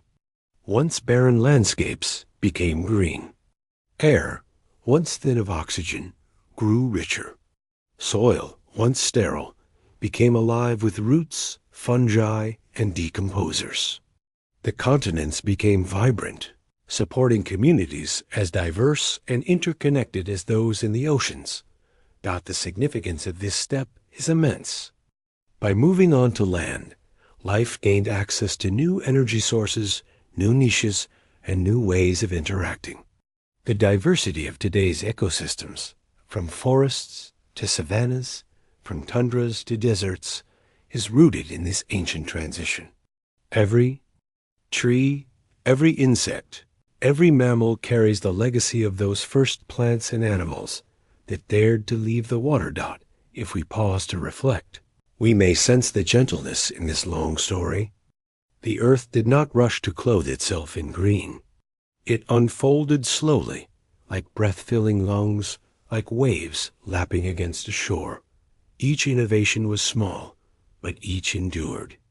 Over hundreds of millions of years, the continents changed from stone to soil, from barren rock to living landscapes. So, the expansion of life onto land is not just a biological milestone. It is a meditation on patience, adaptation, and persistence.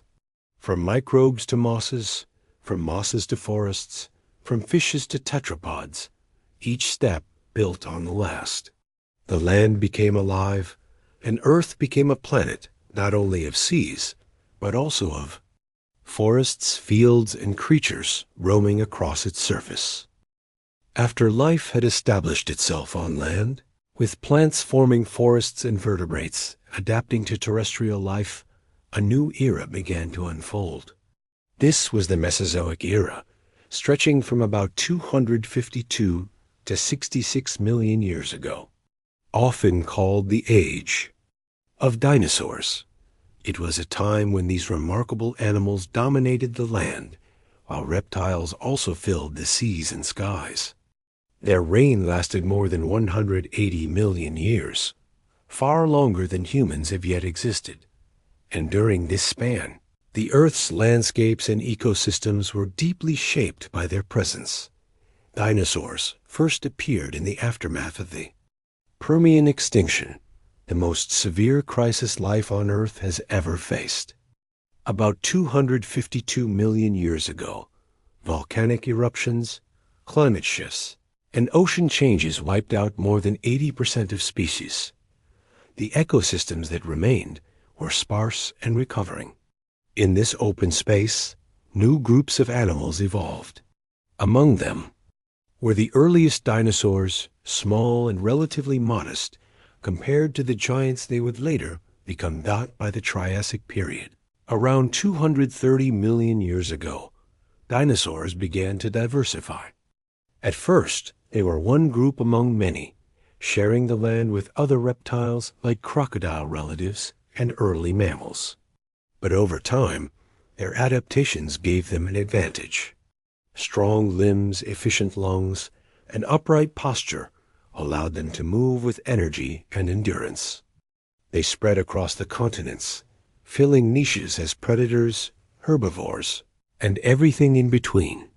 During the Jurassic period, about 201 to 145 million years ago, dinosaurs expanded further. This was the age of the great sauropods, long-necked. Giants like Brachiosaurus and Diplodocus, which roamed forests and plains, feeding on trees. Their size was immense, some weighing more than 50 tons, yet their movements were steady, in rhythm with the vegetation they consumed. Alongside them lived predators such as Allosaurus, stalking quietly, relying on patience as much as power. Smaller dinosaurs flourished, too, showing the range and diversity of the group, not in the skies. Reptiles called pterosaurs took flight, spreading their wings across coastal cliffs and inland valleys. In the seas, ichthyosaurs and plesiosaurs thrived, streamlined for swimming in rhythms as steady as ocean currents. Though not dinosaurs themselves, these creatures were part of the same age, filling the oceans and skies while dinosaurs held. The land, the Cretaceous period, from 145 to 66 million years ago, saw dinosaurs reach their greatest variety. Triceratops with its horns and frill grazed in herds. Ankylosaurs, armored with plates and clubs, moved slowly but securely. Raptors, swift and intelligent, hunted in packs. And towering above many ecosystems stood Tyrannosaurus rex, whose massive presence became iconic of the age. Yet the Cretaceous was not only the time of famous giants. It was also when the first flowering plants appeared, spreading color and diversity across landscapes.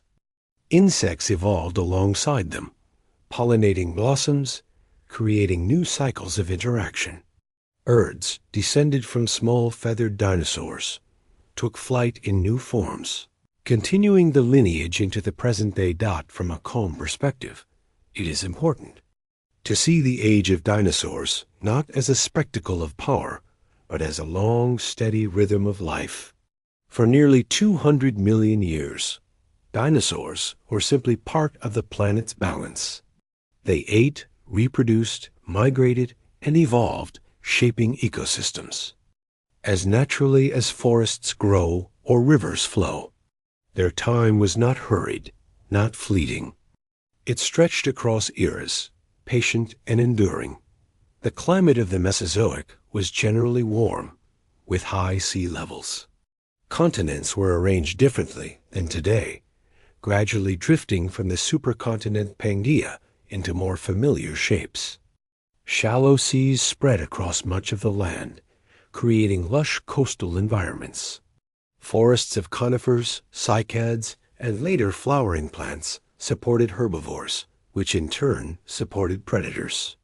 The rhythm of ecosystems was complex but stable, with feedback loops that endured for millions of years. Dinosaurs also remind us of continuity. Though most species vanished at the end of the Cretaceous, their lineage did not end. Birds are living dinosaurs, carrying forward traits of their ancestors: feathers, hollow bones, and efficient metabolisms. Every bird we see today, from sparrows to eagles, is part of the same evolutionary story. In this way, the age of dinosaurs is not entirely gone. It continues in song, flight, and rhythm across the skies. The end of the Mesozoic came about 66 million years ago, when a large asteroid struck Earth near what is now the Yucatan Peninsula. The impact released energy equal to billions of atomic bombs, throwing dust and debris into the sky, blocking sunlight and disrupting climate. Many species perished, including most dinosaurs, along with large marine reptiles and countless smaller organisms. Yet even in this ending, the story was not only destruction, but also transition. Mammals, which had lived in the shadows during the age of dinosaurs, expanded into the empty niches. Over millions of years, they diversified, eventually giving rise to primates, and much later, to humans. It is calming to remember that the dinosaurs' reign was not defined by its ending, but by its duration.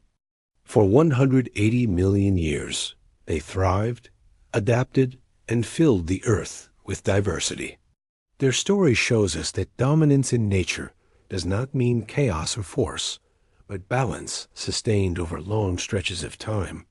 They lived as part of Earth's rhythm, just as forests and oceans do today. When we reflect on dinosaurs, we may sense awe, but also a kind of gentleness. These creatures were vast, but they were also part of a steady cycle of birth, growth, and death. They grazed in herds, hunted with patience, raised their young, and shaped ecosystems with their presence. Their age was not one of endless struggle, but of continuity, of ecosystems lasting far longer than human history. So the age of dinosaurs is more than a chapter in paleontology. It is a reminder of endurance, of the rhythms that guide life over scales far beyond our perception. From small beginnings after the Permian extinction, to giants roaming forests and plains, to birds carrying their legacy into the present, dinosaurs are woven into the ongoing story of Earth. Their long reign tells us that life, given time, finds balance. And in that balance lies the quiet strength of the planet's history. When we trace Earth's history, we notice that life has never followed a straight, uninterrupted line. Diversity has risen, but it has also fallen. At certain points, the planet experienced losses so large that entire groups of organisms vanished forever. These are called mass extinctions, times when many species across the globe disappeared in geologically short spans of time.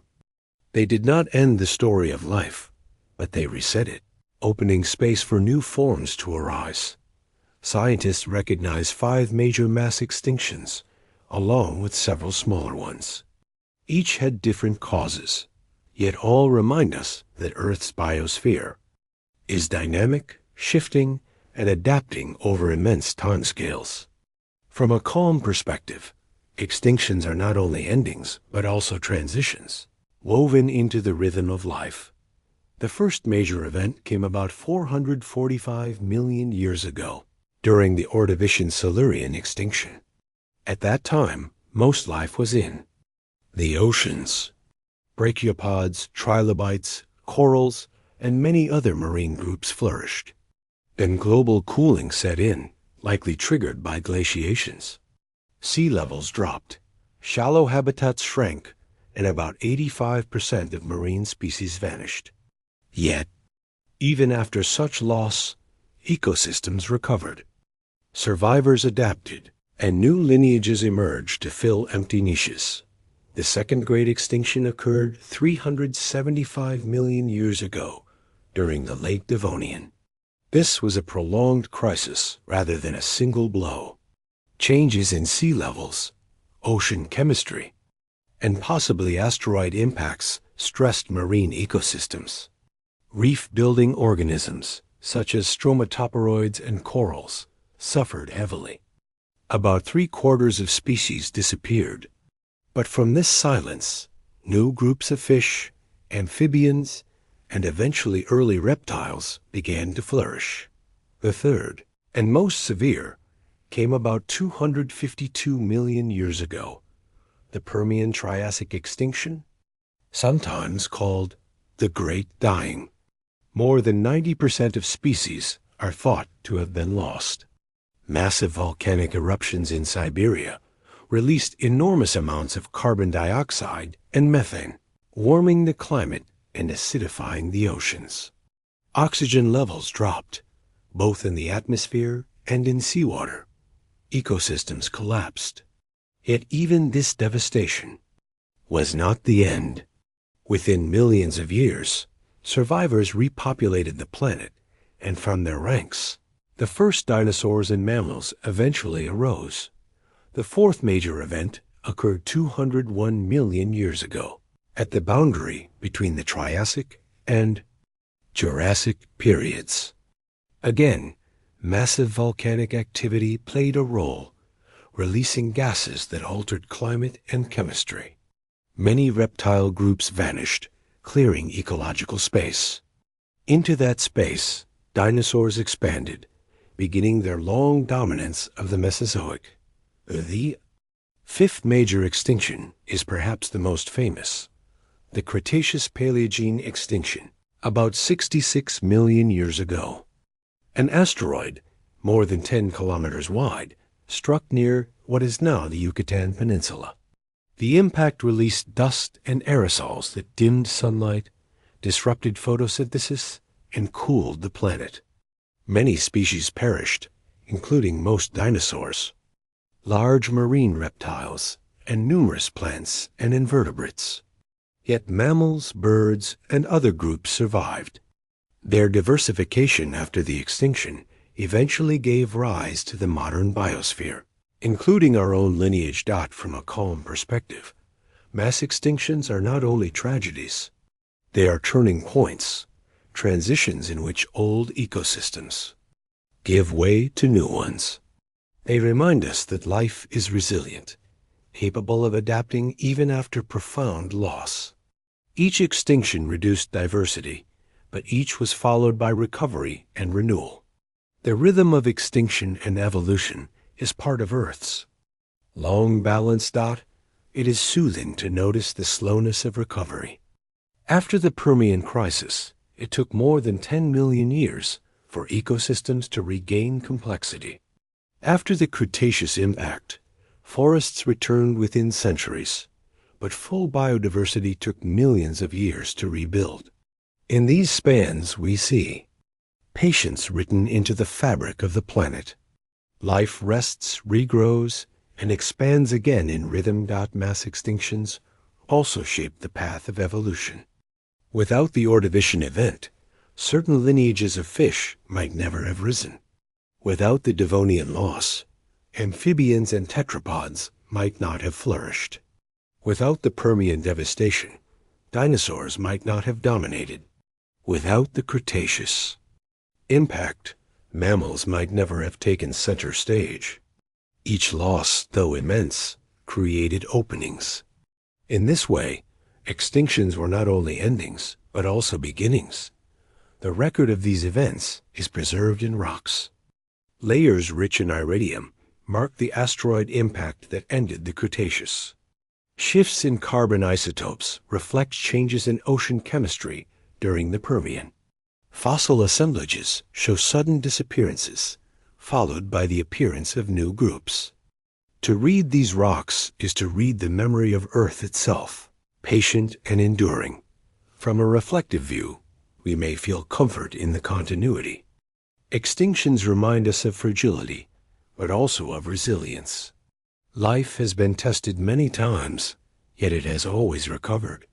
The biosphere today, forests, oceans, grasslands, and skies filled with birds, is the descendant of survivors.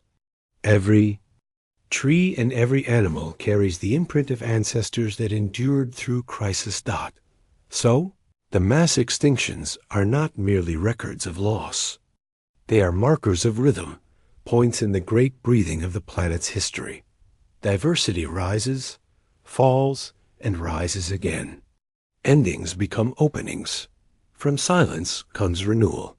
In this long cycle, Earth continues its patient unfolding, always moving forward, always preparing the stage for what comes next. When the asteroid struck Earth 66 million years ago, it ended the long reign of the non-avian dinosaurs. The skies darkened, the climate shifted, and ecosystems collapsed. Yet within this loss, opportunities opened. Groups that had lived quietly in the background suddenly found space to expand. Among the most important of these were the mammals and the birds, both of which had existed alongside dinosaurs, but were small, limited, and overshadowed. After the extinction, they began to flourish, step by step, in a process that would reshape the planet. Mammals had a deep history, even before this turning point. Their lineage stretched back over 200 million years, to small, shrew-like creatures that shared the world with the first dinosaurs. These early mammals were mostly nocturnal, feeding on insects and seeds, hiding from the larger reptiles that dominated the day. They had already evolved many defining traits: warm-blooded metabolisms, fur to insulate against cold, and the ability to feed their young with milk. These traits made them resilient, allowing them to survive in niches where other animals could not. When the dinosaurs vanished, mammals were ready. With ecosystems disrupted, food webs reset, and niches empty, they expanded. At first, their forms were still modest. But within a few million years, mammals began to diversify into many shapes and sizes. Some returned to the oceans, becoming ancestors of whales and dolphins. Others grew larger on land, evolving into herbivores, predators, and everything in between. By the Eocene epoch, only 10 million years after the extinction, forests and plains were populated with mammals of astonishing variety. Birds, too, survived the extinction and found new opportunities. They were not newcomers, but descendants of small feathered dinosaurs that had learned to fly. Their feathers, wings, and lightweight skeletons gave them resilience. Those that endured the extinction adapted quickly, spreading into forests, wetlands, and coasts. Over time, they diversified into countless forms: songbirds, raptors, waterfowl, and more. Every bird alive today is part of this lineage, carrying the legacy of dinosaurs into the skies. From a calm perspective, the rise of mammals and birds was not an explosion of chaos, but a gentle unfolding. Each adaptation was small, but each added possibility. Warm-blooded metabolisms allowed activity in cool climates. Parental care, common in both mammals and birds, increased survival of offspring. Communication, whether through calls, songs, or social behavior, allowed more complex interactions. Together, these traits created resilience, enabling mammals and birds to thrive in varied environments. The relationship between these groups and plants was also important. During the Cretaceous, flowering plants had begun to spread. In the Cenozoic era that followed, they became dominant. Mammals and birds co-evolved with these plants, pollinating flowers, dispersing seeds, and feeding on fruits. Forests became ecosystems of interaction, where plants, insects, birds, and mammals formed intricate webs. The rhythm of life grew richer, more interconnected over millions of years. Mammals diversified into the groups we recognize today: primates, rodents, carnivores, ungulates, bats, and many others. Some remained small, darting through underbrush. Others grew massive, such as mammoths and giant ground sloths. Birds, too, expanded into nearly every habitat on Earth, from the icy poles to tropical forests, from mountaintops to open oceans. Their songs, flights, and migrations became part of the planet's rhythm. As steady as the seasons themselves, it is soothing to notice that much of this success came not from dominance in a destructive sense, but from adaptability. Mammals and birds could regulate their body temperatures, allowing them to survive in varied climates. They could care for their young, ensuring continuity across generations. They could move widely, whether running, swimming, or flying, to find food and shelter. These qualities gave them flexibility, a calm resilience against change. The rise of mammals also paved the way for primates, and eventually humans. Early primates lived in trees, developing grasping hands, forward-facing eyes, and social behaviors. These traits, shaped by forests of the Paleogene period, would one day support the evolution of intelligence and culture. In this sense, the rise of mammals was not only a story of survival after extinction, but the quiet beginning of our own lineage. Birds, on their part, carried forward the legacy of dinosaurs. Every feather is a reminder of ancient adaptations. For insulation and flight, every call is a continuation of communication that began in reptilian ancestors. Their presence in the modern world connects the deep past to the present, showing continuity across millions of years. From a reflective viewpoint, the rise of mammals and birds demonstrates the rhythm of renewal. Out of loss came diversity. Out of silence came song. Out of extinction came opportunity. The earth did not remain barren after the dinosaurs. It shifted, adapted, and continued. Life flowed into the spaces that opened, just as water flows into empty basins. Evidence of this transition is written in fossils. Rocks from the Paleocene and Eocene reveal small mammals becoming larger, birds expanding into new forms, and plants spreading across continents. Fossil forests in places like Wyoming and preserved bird skeletons in Europe show the variety of life only a few million years after the extinction. These records remind us of the patience of Earth's recovery. Slow yet steady. So the rise of mammals and birds is more than a tale of success. It is a meditation on persistence and continuity. Traits that once seemed minor, fur, feathers, warm blood, parental care, became the foundation of new ecosystems. From tiny beginnings, these groups spread across the globe, filling air, land, and water with life. They remind us that resilience is often quiet, born of patience and adaptation, unfolding gently over time. As mammals and birds spread across the continents, Earth's climate continued its quiet shifts. Over millions of years, warmth and cooling alternated, oceans rose and fell, forests expanded and retreated. Among the most striking of these changes were the ice ages, long intervals when vast glaciers advanced over land, covering continents in slow-moving sheets of ice. These were not sudden or chaotic, but steady cycles, unfolding in rhythms tied to Earth's orbit, tilt, and internal dynamics. The term Ice Age can mean two things. In the broadest sense, it refers to any long period when polar ice persists. By that definition, we are still in an ice age today because Greenland and Antarctica remain glaciated. More commonly, though, the phrase describes the series of glacial and interglacial cycles that dominated the past 2.6 million years during the Quaternary period. These cycles, repeating every tens of thousands of years, have left marks on landscapes, ecosystems, and even on the course of human evolution. The causes of the ice ages are linked to several factors. but especially to what are called the Milankovitch cycles. Earth's orbit around the sun is not fixed. It varies in shape, tilt, and wobble over predictable timescales. These variations affect how sunlight is distributed across the planet's surface.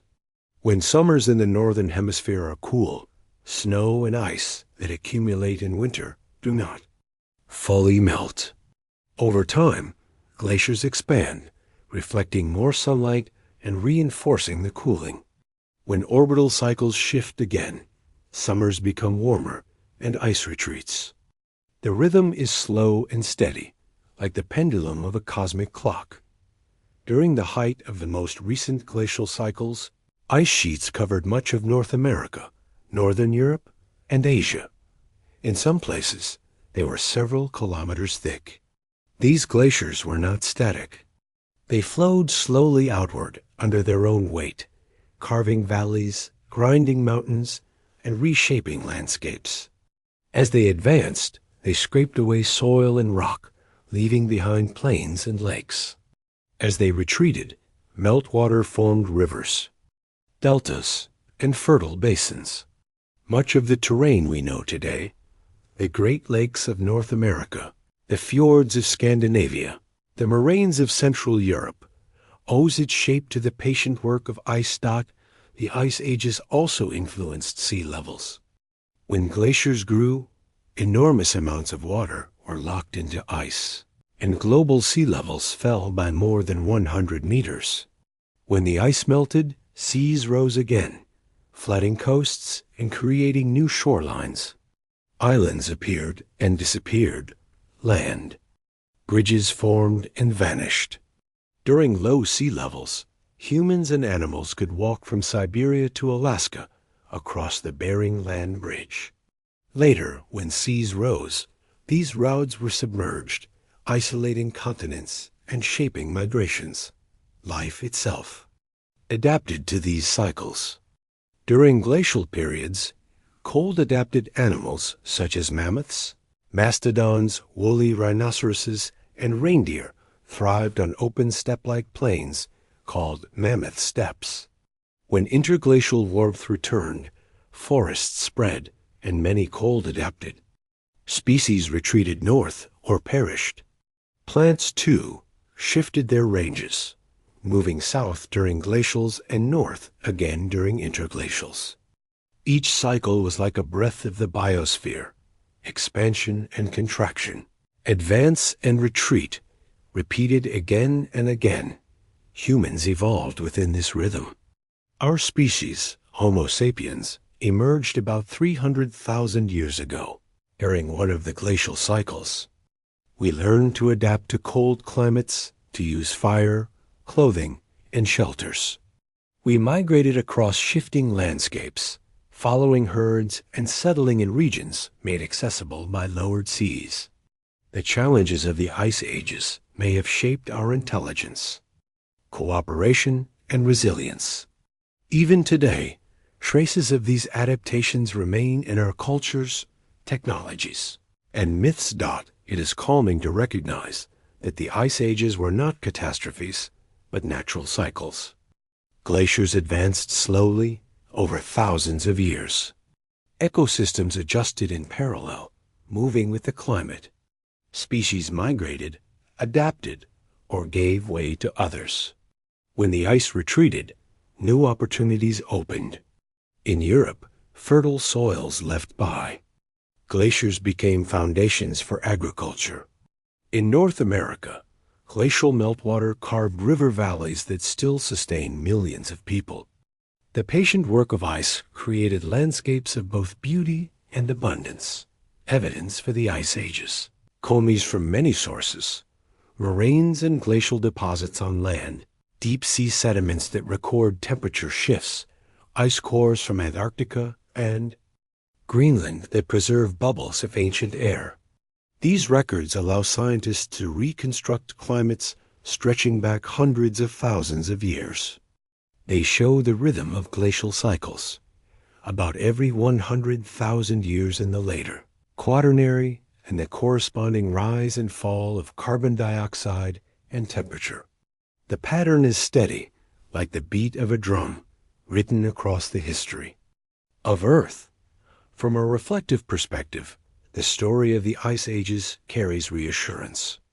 Our world is not static, but it is not chaotic either.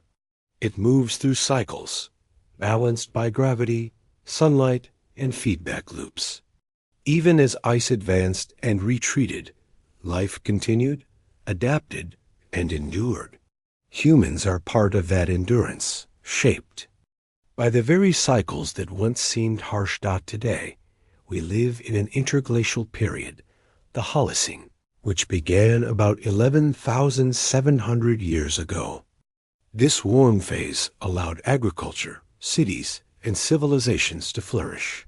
Yet the rhythm of glaciation has not ended. Left to itself, Earth would likely enter another glacial cycle in tens of thousands of years.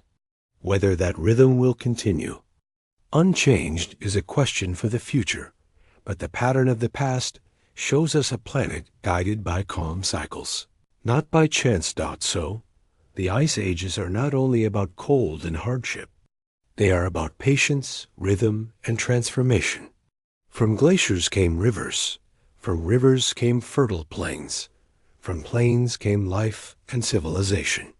From ice came the shape of the modern world. And through it all, the planet moved in slow balance, breathing in and out across the span of ages. By the time the last great ice ages were shaping the continents, Earth had already witnessed billions of years of change. Oceans had formed, life had arisen, oxygen had transformed the atmosphere, supercontinents had gathered and broken apart, and ecosystems had flourished in cycles of abundance and extinction. In this long unfolding, a new branch of life appeared, the primates. From their lineage, over millions of years, came the beings who would eventually look back and tell the story of the planet. Humans. The earliest primates emerged more than 55 million years ago. Small tree-dwelling mammals living in warm forests. They evolved grasping hands, forward-facing eyes, and social behaviors that helped them survive in complex environments. For tens of millions of years, primates diversified, giving rise to monkeys, apes, and eventually hominins, the direct ancestors of humans. Each step was slow, shaped by shifting climates, changing landscapes, and opportunities that arose as ecosystems transformed. The group we call hominins diverged from the ancestors of modern chimpanzees around 6 to 7 million years ago. These early hominins were already experimenting with life on two legs, walking upright for part of their lives while still climbing trees. Fossils like Ardipithecus and Australopithecus show small-bodied, small-brained creatures living in African woodlands and savannas, balancing between the safety of trees and the openness of grasslands. Their upright posture freed their hands, allowing them to carry food and use tools, small beginnings that would one day become defining traits. Over millions of years, brains grew larger, tools became more sophisticated, and social groups more complex. Early species such as Homo habilis and Homo erectus appeared. Homo erectus, in particular, was a remarkable traveler. About 2 million years ago, they spread out of Africa into Asia and Europe, adapting to many environments. They learned to control fire, cook food, and build shelters. These were not sudden revolutions, but gradual steps accumulated across countless generations. Each innovation added stability, resilience, and continuity to their way of life. Within this lineage, about 300,000 years ago, our own species, Homo sapiens, emerged in Africa. Fossils and genetic evidence suggest that we evolved gradually, with features such as rounded skulls, smaller faces, and greater brain capacity developing over time. From the beginning, humans were social, relying on cooperation, communication, and shared knowledge. These qualities gave them flexibility, allowing them to thrive in diverse landscapes that the ice ages provided both challenges and opportunities. Glacial cycles shifted climates repeatedly, turning forests into grasslands, deserts into wetlands, and coastlines into dry plains. Human ancestors had to adapt constantly, developing new tools, hunting strategies, and social networks. Migration became essential. Groups followed herds of animals, discovered new water sources, and explored new territories. Over time, Homo sapiens spread beyond Africa, reaching the Middle East, Europe, Asia, Australia, and eventually the Americas. This expansion was not a conquest, but a gradual flow, like rivers branching outward. Humans moved slowly, adapting to each environment they entered. They learned to fish in coastal waters, to hunt in tundras, to gather fruits in tropical forests, and to survive in deserts. They carried with them fire, language, and community, tools that were as important as stone or wood. One of the quiet strengths of humans was their ability to imagine and plan.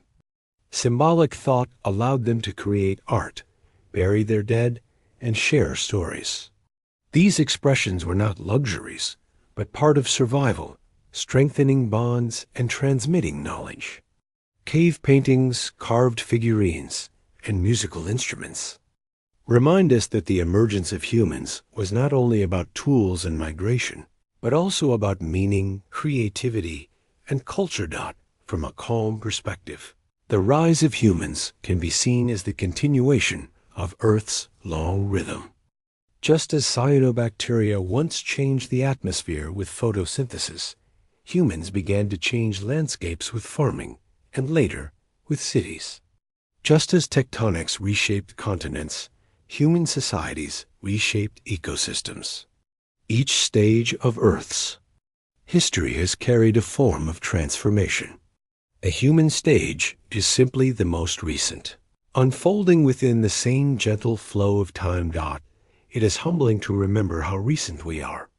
If Earth's 4.6 billion year history were compressed into a single day, humans would appear only in the last second before midnight. Yet in that second, we became conscious of the whole timeline, able to reflect on oceans, mountains, and stars. This awareness connects us not only to our own species, but to the entire planet's history. The emergence of humans was not the end of evolution. We remain part of the same processes that shaped trilobites, dinosaurs, and mammoths. We breathe oxygen made possible by microbes, drink water older than mountains, and eat food sustained by cycles of soil and sunlight. Our presence is woven into the same rhythms of geology and biology that have guided Earth from the beginning. From a soothing viewpoint, this story invites calm belonging. We are not separate from Earth's history, but deeply part of it. Our ancestors walked with the same patience that continents drift. Our cultures grew with the same persistence that rivers carve valleys. Our lives continue rhythms that began long before us. So, the emergence of humans is not only about intelligence or civilization. It is about continuity, the gentle unfolding of one more branch on the tree of life. From primates in the forests to hominins on the savannas, from early tool users to storytellers by the fire, each step followed naturally. And now, as we reflect on this history, we are reminded that we are children of the same Earth, shaped by its cycles, sustained by its rhythms, and invited into its calm. You've been listening to the Sleepy Brain Dose. The story of Earth's history continues, but for now, it's enough to let the rhythm of time fade into quiet. May the calm of this journey stay with you, like a gentle tide carrying you into sleep. Good night, and rest well.